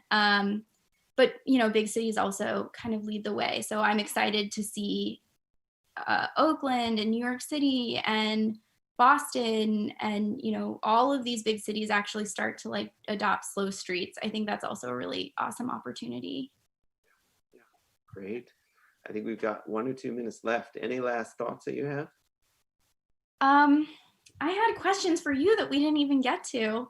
1 minute. Okay. I know that Stephen asked about your work in schools too. I think schools are so interesting because right now we're all feeling like if the kids are at home with you. And I wanted to hear your thoughts on if schools are public realm and, how are they the same or different? That is a great question. And I think people don't really know how to define public realm. I'm finding, there's like, it's easy to define the right of way, which you and Stephen work in. The way I talk about schools is more as public infrastructure. And so, you think about a school as a place where kids go to learn, but they also contain open space almost always. They contain assembly space. They're often feeding kids 2 meals a day. And so I think what we've found, with the pandemic, with them being closed, this unbelievable gap in our social infrastructure systems. And so whether it's public realm, public infrastructure, I think figuring out, if they're not going to be open, how we incorporate those needs elsewhere, because people's apartments are like really, really difficult, whether you're turning a bedroom for 2 kids into a classroom, and so they serve an unbelievable series of functions that we've either got to get back open in some fashion, or we need to replicate and create other ways of providing those services. So thank you for asking about that. It's huge territory, stuff we all need to figure out really soon. So great, Tara. It's great to speak with you. Yeah, thanks for your time, Adam. Thank you. We'll talk soon. I'm going to welcome Destiny to the call. Hi. Hi. Where do I see you? Hi, Destiny. Hi, very cool. Thanks for joining me. As an intro for you to everyone watching, Dr. Destiny Thomas is the founder and chief executive officer of Thrivance Group, which takes an interdisciplinary approach grounded in intersectionality to building equitable access into neighborhoods. That was the definition I just made up, but I would love to hear your exact definition. And just as a little bit of context, Destiny has an MPA with an emphasis in public health and nonprofit management and a PhD in social and cultural anthropology. That's informing years of work in cities and with community groups. So I'm loving your interdisciplinary approach. And maybe just to hear in your words, what does Thrivance Group do? Thank you. Thank you for the introduction. Thank you for having me here. So the Thrivance Group is actually heavily rooted in intersectionality theory. Intersectionality theory was gifted to us by Kimberly Crenshaw, who's actually an attorney. And I think she's still a professor at UCLA. But intersectionality is this, it's a way to understand a person or individual's lived experience as being an interlocking, a network of interlocking systems of oppression. So how we experience life, how we move throughout the world in our bodies is informed by the different identities that are imposed on us structurally. So an example of that would mean when you look at me, right, you might see a Black person, someone might see a woman, right? Someone might see a queer person, right? But my identity would be my combined experience as a human being based on those different identities and how different systems and structures impose oppression on me through those identities. And so Thrivance theory takes intersectionality theory and seeks out the ways in which our identities are inhabit joy, creativity, spirituality, wellness, well-being, kinship formation, and all of the things that we love and enjoy about life. It is the ways in which those things show up in spite of interlocking systems of oppression. So through everything that we do, we put forth this deep-seated intention to assert that despite these systems of oppression existing, like racism, there are ways in which we show up that are great and that are thriving despite that. And so that's the lens that we do all of our work through. And at the Thrivance Group, we serve agencies, municipalities, other firms, nonprofits, and also individuals as consultants to inform their work using that framework. So we're planners, but we're also behavioral health specialists, we're trainers, professional development specialists, so on and so forth. I noticed in your email signature, you have a comment about radical self-care. Do you want to share that? How Yeah. At the Thrivance Group? Yeah, so radical self-care is a value and a virtue at the Thrivance Group. We believe in preserving the things that make us thrive. And we know that a lot of times, especially being people who are racialized in our lived experience, we don't get the benefit of rest. And so we know that even when we rest and even when we create boundaries around us, that is a revolutionary act of self-preservation. And that is something we are doing in spite of this overwhelming sense of urgency and everyone's desire to be on Zoom now and everyone's demand of our labor. without consideration for our well-being. So we ask our partners and each other to hold us accountable for not working on Wednesdays. I'm getting better at it. Not there yet. Love that. Could you give me your quick definition of environmental and infrastructural trauma? Because that is that you're focused on. Yeah, so environmental trauma is, first of all, to take one step back, we know that for the most part, Black people and Brown people and Indigenous people who encounter that trauma more often than not in the built environment. And so when we lift that truth up, we also look at how the built environment is constructed to facilitate that trauma happening.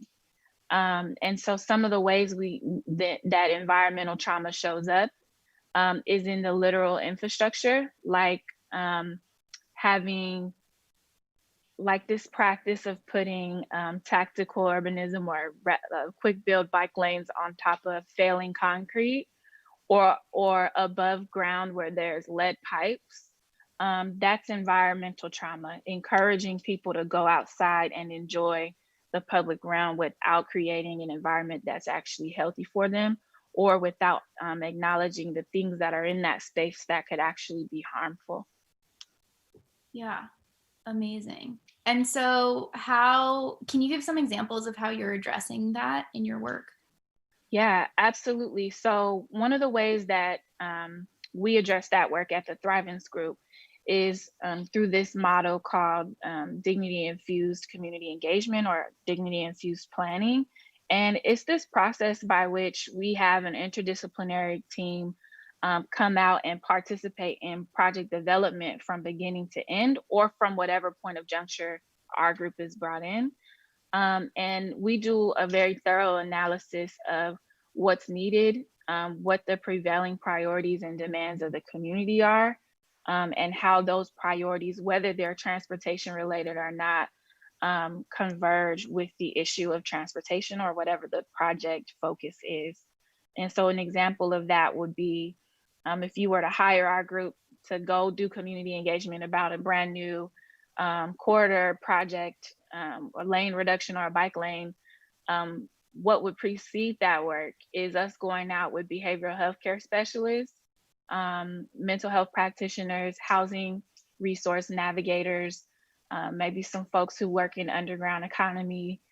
Sometimes we even would look to partner with the people who govern that space, whether that's a gang or a religious institution. We all go out there together and do the work of planning before the work of planning starts. And that helps us to inform our recommendations moving forward. And it also helps us make sure that we maintain community voice and dignity through every stage of the process. That's one of the ways that we try to avoid being contributors to structural racism and environmental trauma in the work that we do. I love that for so many reasons. One thing that I've noticed in the last maybe 5 to 10 years is like equity is such a buzzword in planning. And it's great that it's on people's minds, but then you get into the room with the planners and it's a pretty homogeneous group, and all the things that you're talking about at the conferences or in the workshops, they go out the window. And if they don't have a framework to really come back to, is this meeting our values? Is this answering, the questions or answering to the perspectives that we promise to include? Sometimes they forget. And it's really frustrating, because then those decisions that happen in a room with just a handful of people end up scaling to affect many people. And if their perspectives are not diverse themselves, they tend to forget some of the things that, we agreed on earlier in the project, Yeah. Do they forget though? That's a good question. Forgotten. I talk about a lot in my work lately. I talk about our field's obsession with white comfort. With comforting white people is another way to put it. And when we, and that notion has been challenged already, but I think that if we can't point to a project, whether it's been implemented or still in the works, if we can't point to a project and unequivocally refute that the origins of it aren't the centering of white comfort and priorities, to me, then that's evidence of erasure and potential for environmental trauma. And what I mean by that is, if we look at just our academic backgrounds in planning, right? The things that tell us what sound planning is have very racist legacies and origin stories. And while there may be some benefits to those project elements or to those frameworks, they might benefit Black people, you know, every now and then. If we aren't challenging the origin story, and if we're not willing to create a new origin story and a new way of doing things, then frankly, it's malintended, right? And so we can get in rooms with people all day and agree to do certain things a certain way, but we all know that the folks in this room or in that room where we're making decisions have a desired outcome in mind. We want a bike lane, or we want a road diet, or what's some other cool stuff coming up? We want a roundabout here, right? You've got the end result in mind. If we've already arrived at that and the community hasn't been a part of that process, who are we centering in our work? It's convenience, it's comfort, it's efficiency, and it's probably money. Yeah. I'm curious. So, I mean, we do a lot of work around justifying bike lanes, and there's good reason for that. You know, people of color are 54% more likely to be hit by a car in this country. Mm-hmm. So, you know, anything we can do to make safer and more accessible infrastructure we want to do. At the same time, it is not uncommon for us to hear, and I don't necessarily mean Numina, but you know, people involved in these projects to hear, I see what you're doing, but I can tell that that's not really for me. So I'm curious if you have thoughts on, I guess, how to address that. Is it truly just bringing in the community earlier, making sure that those outcomes aren't pre-decided? Is it? Yeah. Yeah. It's really that. I think, you know, what's unfortunate and really sad about right now, like in the midst of a pandemic, is that our field has really missed an opportunity to, prior to this point in time, build deeply rooted relationships at the community level that aren't transactional in nature. Very few of us can point to connections at the community level that are connections outside of our need to convince community to have a project there. And then during the pandemic, we missed an opportunity to be co-facilitators in the literal healing of people who are being impacted by COVID-19.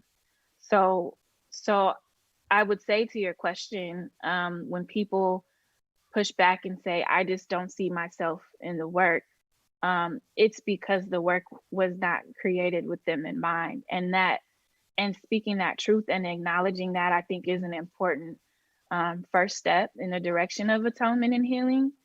But I was offering up to someone earlier that at this point, you know, while we're all thinking about how to be responsive to both uprisings and a pandemic,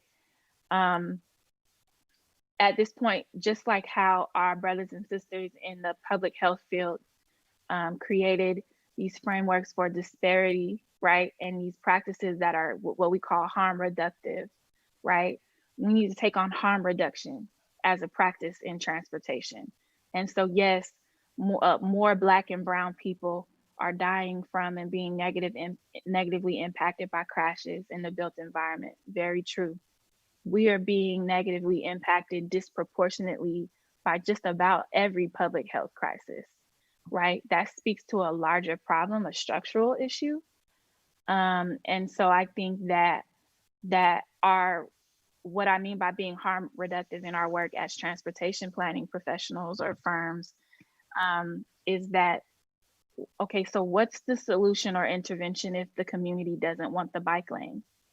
And the fact that we're not ready to sit with that question says a lot about whether or not we truly are ready to be allies in this work or accomplices in this work. You gotta, when you get to a place where a community member says no, and you honor their consent, which is another term that, you know, is popular now, we can start to honor people's consent. That's an important place of juncture. And that no, we don't want a bike lane, it does have a lot to do with valid fears of being displaced, not seeing themselves as choice mode users. And so there's a broader conversation that needs to happen about how we get there. I have offered up many solutions.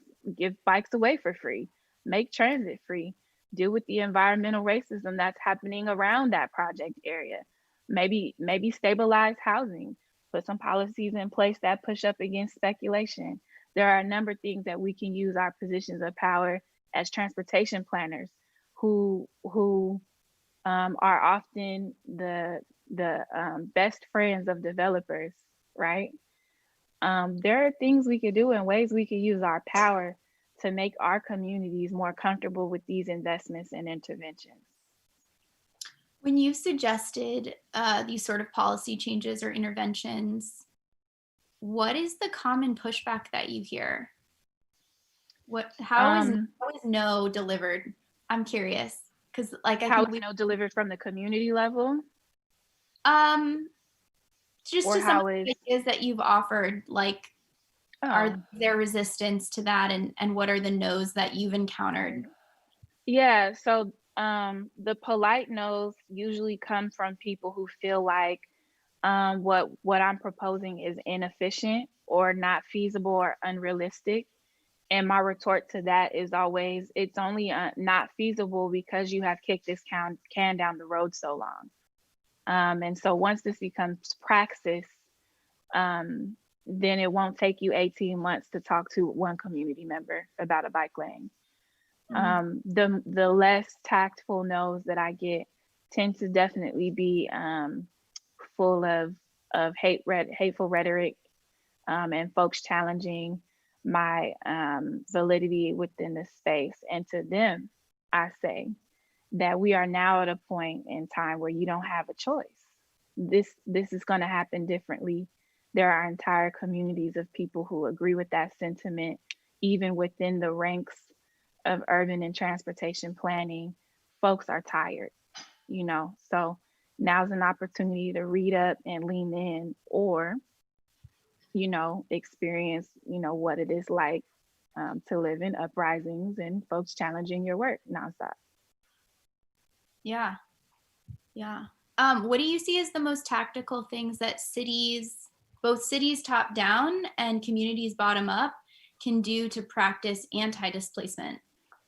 Yeah, I love that question. Sorry. And I love that question. I think that, I don't know, tactical, but I think that what's really needed is to revisit our regulatory, our policies around environmental protections. I think that there are some opportunities for NEPA and CEQA to incorporate some anti-displacement requirements.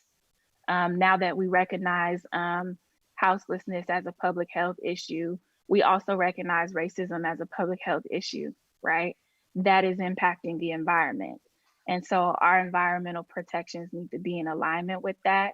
And our implementing agencies need to know how to predict, measure, and mitigate displacement within their project footprint. So that's one practical, to me, way that our implementing agencies can intervene. And then I would say similarly at the community level, building capacity and knowing how to navigate and share that narrative with local government so that we can make sure folks are civically engaged. Great. Well, we are out of time. Thank you so much for your time, Destiny, and great to chat with you. Thanks, UrbanX, for having us all together, and passing it off to Destiny and Tony. Hi, Tony. Hi, Destiny. Bye, Tara. Good to see you. You too. So how's it going, Destiny? It's going well. Have you been introduced? Should I introduce you? You can if you want. I don't think I have been introduced. I've just been watching you guys banter. Okay, cool. I'll introduce you. Tony Garcia is co-founder of Street Plans Collaboratives and leads the Miami office firm. Tony is a co-author of the globally acclaimed series Tactical Urbanism, Short-Term Action, Long-Term Change, co-author of the Tactical Urbanism book published by Island Press in March 2015, and together with Mike Leiden is the recipient of the 2017 Seaside Prize. He was awarded the 2018 Centos Foundation Fellowship for Architecture and Design and founded the Lundblom Trail Project, which will result in an addition of over 50 acres of new park space in Miami-Dade County. Tony is a registered architect, a former part-time faculty member at the University of Miami School of Architecture, and most recently was a co-author of both the Bloomberg Asphalt Art Guide, a document that lays out how cities can use art to reclaim road space and public space, and NACTO's Streets for Pandemic Response and Recovery. He's a graduate of New York University and the University of Miami School of Architecture and lives in Miami with his wife and 2 children. That's a really cool, yeah. That is Thank you for reading that whole thing. Absolutely. So I'll get into some questions. I don't know how much you know about me, but I'm very invested in this unurbanist movement. So I have some very unurbanist questions for you, and I'm sorry that I wasn't able to share them ahead of time. That's okay. I like it. I like the surprise. And I'm a Twitter follower of yours, so. Oh, okay. So you're ready. Yes. I'm not ready. I'm not ready, but go for it. Let's do this. Great. Okay. Have you identified ways to prevent displacement that happens as a result of transformative tactical urbanism? You know, I haven't. And you know, as all this conversation's been going around, we've really been thinking about it. And you know, for the longest time, my answer to that was, that's just so far outside of what we do. We're transportation planners. We focus on mobility, and for a long time, I mean, as long as I can remember, that's been my answer. We can't sort of social engineer displacement or not.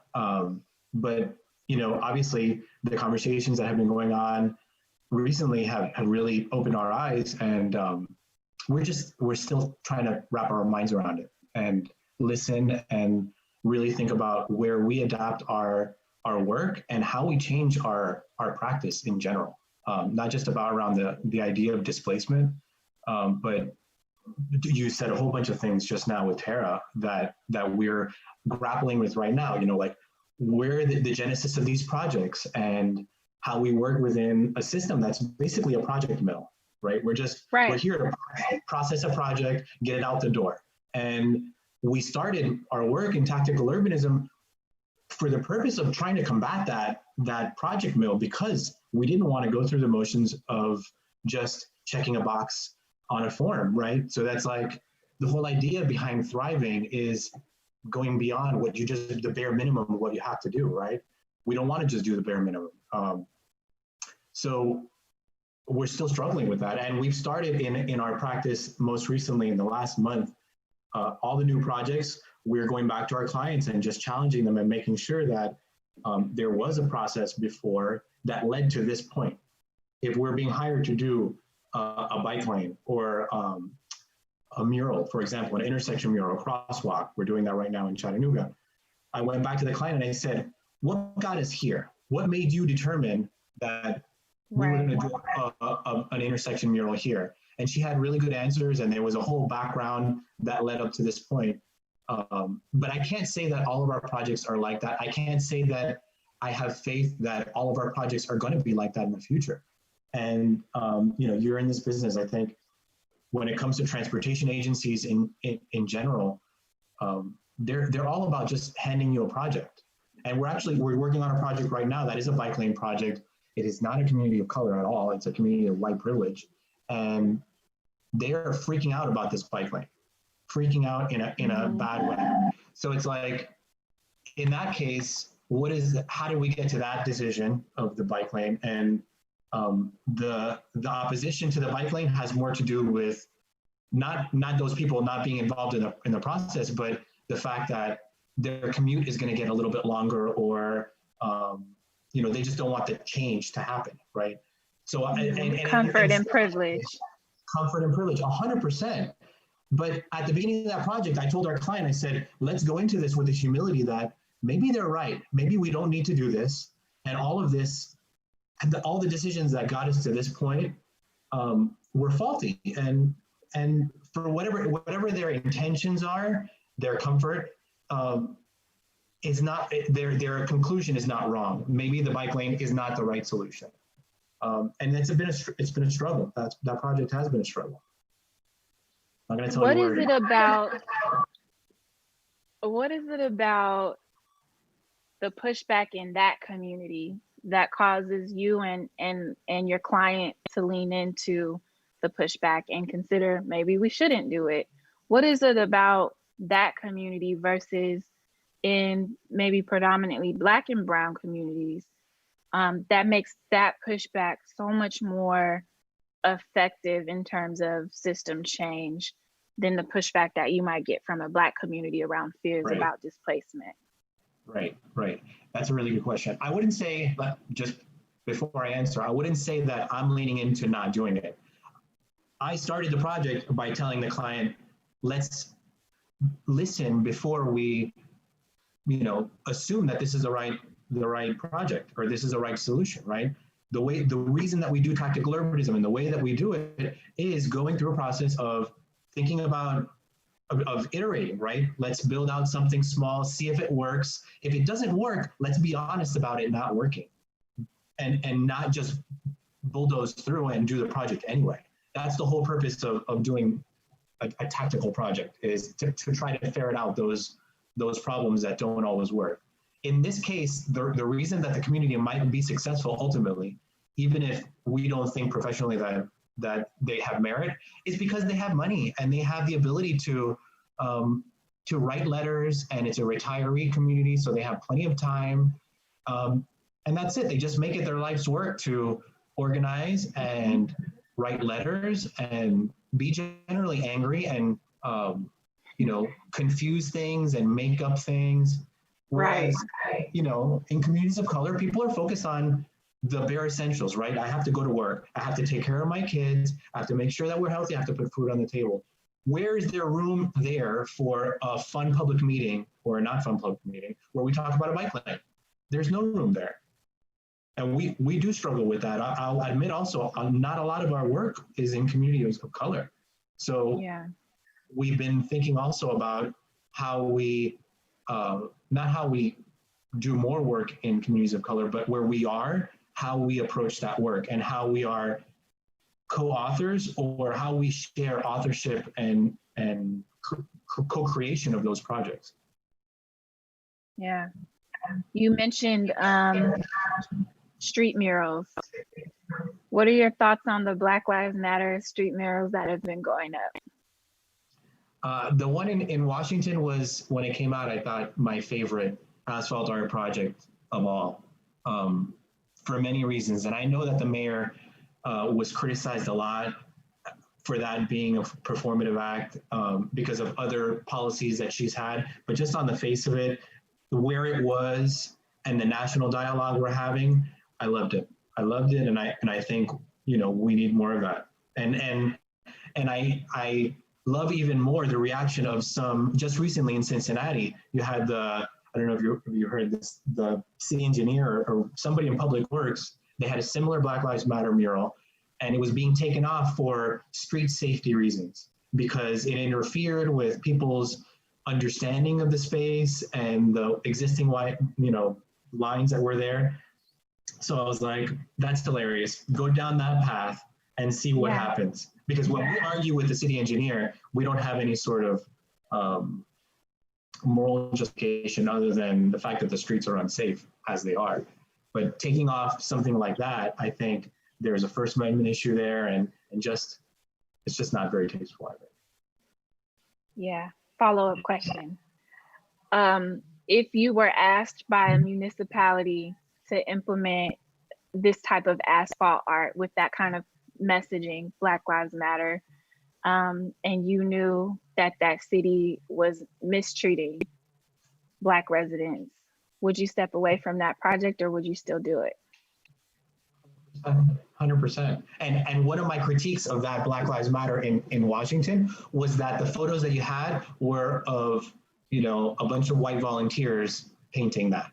The initial Black Lives Matter in Washington, which I thought the not just the optics, but just the whole way that that project came to be was not great. The result was great, but the way that it got there, I don't think made a whole lot of sense to me. But no, we wouldn't have any place, I think, doing that. And in fact, we're working on a project right now. It's funny that you're saying this, and it's not. We haven't been hired to do a Black Lives Matter mural, but we've been hired to do a mural on the border of West Philly. So it's an area that is gentrifying, and where our client is the gentrifying agent, basically, or one of the institutional agents that's doing that. And they hired us to do a mural in this location. And basically we said, we can't do that. I mean, we're gonna have to go out, and we contacted a local community group that has contacts in the community with artists. And the contract was ours to do the art. So we're turning that around in a way that we're taking from our fee to give to local artists to actually do the work, to do the designs, and we'll all paint it together. But the genesis or the origination of the idea and the design itself will come from people who are from there, people of color, primarily. Yeah. I'm going to ask you one more question, and then I want to use the remaining time to just have more of a fluid discussion with you. But so you come from, or you've worked in the academy, right? You've worked in academia. And one of the biggest critiques in this moment is that our planning, engineering, and architects, recent graduates, did not get the type of education that we would want our planners, engineers, and architects to have in order to be responsive in this moment. So what would you do if you were a professor of a class that was about to graduate, a group of students who were about to graduate? What would that lesson plan look like? What would that curriculum look like? What would be the key skills that you would want those students to have in order to be responsive and harm reductive in this moment? That's a really good question. That's a tough question. You know, I don't know. We come from a position of having to argue and fight for compact, walkable urbanism, which is not the norm in academia as it is. And so that, putting that aside, I would approach it from the point of view of developing empathy and listening, which is not something that they teach you in architecture school. My background is in architecture school primarily, not urban planning school. And you're taught how to design, how to draw, but not really how to listen or to do that type of very intense, high touch outreach that you were talking about before, where you actually go out and you talk to people and you meet them where they are. That's not a part of normal academia, right? So number one is having a studio. This is what I would do. I would have a studio where the studio class is about a project in a community of color, where the students have to engage a community member or a community group and work with them to actually do the design. Because that's the way that architecture school works. You're given a problem statement and a site, and then you come up with some sort of a solution. Most often, it's a solution that, or the potential clients come to you, right? They come to your studio and you hear them, and then you go out to the site and you view the site, and that's it. And then you go back to the studio and you design. So having more engagement in the world and having the studio go out actually into the world, that's what I would do. I think that would be a class in and of itself to address equity and issues of just listening, that's how I would approach that. Yeah. What about, you know, another thing that I always have concerns around is the ways tactical urbanism can create hardship for people living with disabilities. Does that come up for you? And this is a genuine question, as someone who's also a planner. How can we be more responsive to the needs of people who feel like just the built environment and all its innovation is incredibly harmful to people with disabilities? Yeah, disabilities absolutely come up in our work. And, you know, there's instances where a municipality has resources to try to do something about that within the context of our work. We haven't come up with really great solutions or elegant ones to accommodate for things like sidewalk expansions or bike lanes where they interact with sidewalks or bus stops, for example. So in a lot of cases where we go out there and we deploy these tactical projects, and they do come at the expense of people with disabilities, unless the city can come in and help us, because you know, doing concrete work, and it's just a matter of resources. We're working with very little money, and we don't often have enough to address those issues, which are just more expensive to address. But it goes back to your other question, which is, what is the genesis of the project? Why do it? Why do it? And, you know, I still don't have an answer for that, and I struggle with it.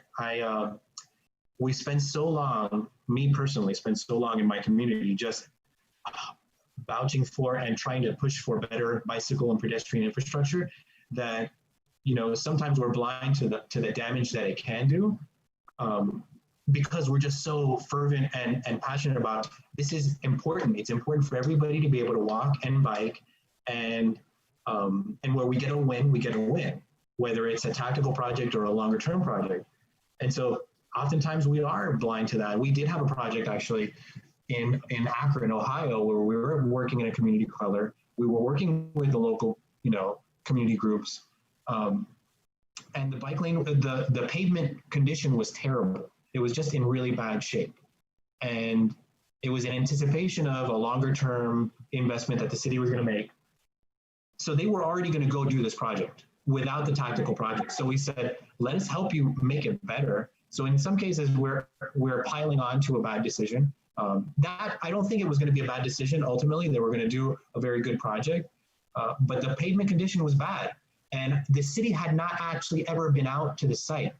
So just having the city go out and walk with us along the site, they saw the bad pavement condition, and so they came out and patched it up, but it didn't stop the project. And that was one of the comments that we got back on our survey was, this is really nice, but the pavement condition is terrible.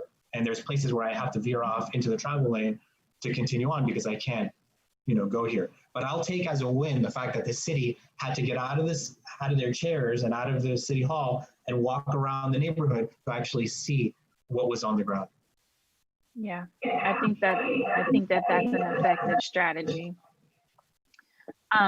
Getting a little bit of echo, but I do think that that's an effective strategy in that. And I think even taking that concept one more step further is like, what would it look like to just hire community members to be planners, you know? That way we don't have to tell people why it's important to go outside and look at the space that they're designing. They know. Right. Totally. Thank you for what sounds like really important work that you're doing and for having the values that you have. Unless there are other things that you want to lift up with our remaining time, I'll pass it back to Miriam. You know, I just wanted to say thank you for your contributions to the field. I think I wish we had been listening for longer, and I don't know, just thank you. And you know, your article in City Lab recently really was an eye-opener for us, and it made us think about a lot about our practice, and it's going to have a lasting effect on our work, on our personal work. I can't speak for the profession at large or our municipal clients. I think that's going to take all of us working together. Yeah, I won't sleep until we get it. I hope y'all know that. Good. I won't sleep. Good. Thank you. Awesome. Thank you. Appreciate it. Thank you so much to all of you. I wanted to thank all the speakers, Destiny, Tony, Tara, Adam, Stephen, James, Maya, Tiffany, Anthonia, Javier, and Dror. I really appreciate the openness in every single conversation, and thank you for your time to forward the conversation around building more just and equitable and sustainable cities for all. I would want to encourage everyone of the audience to please continue to engage with us at UrbanX and continue to share ideas and create the future that we all deserve. And with that, thank you so much.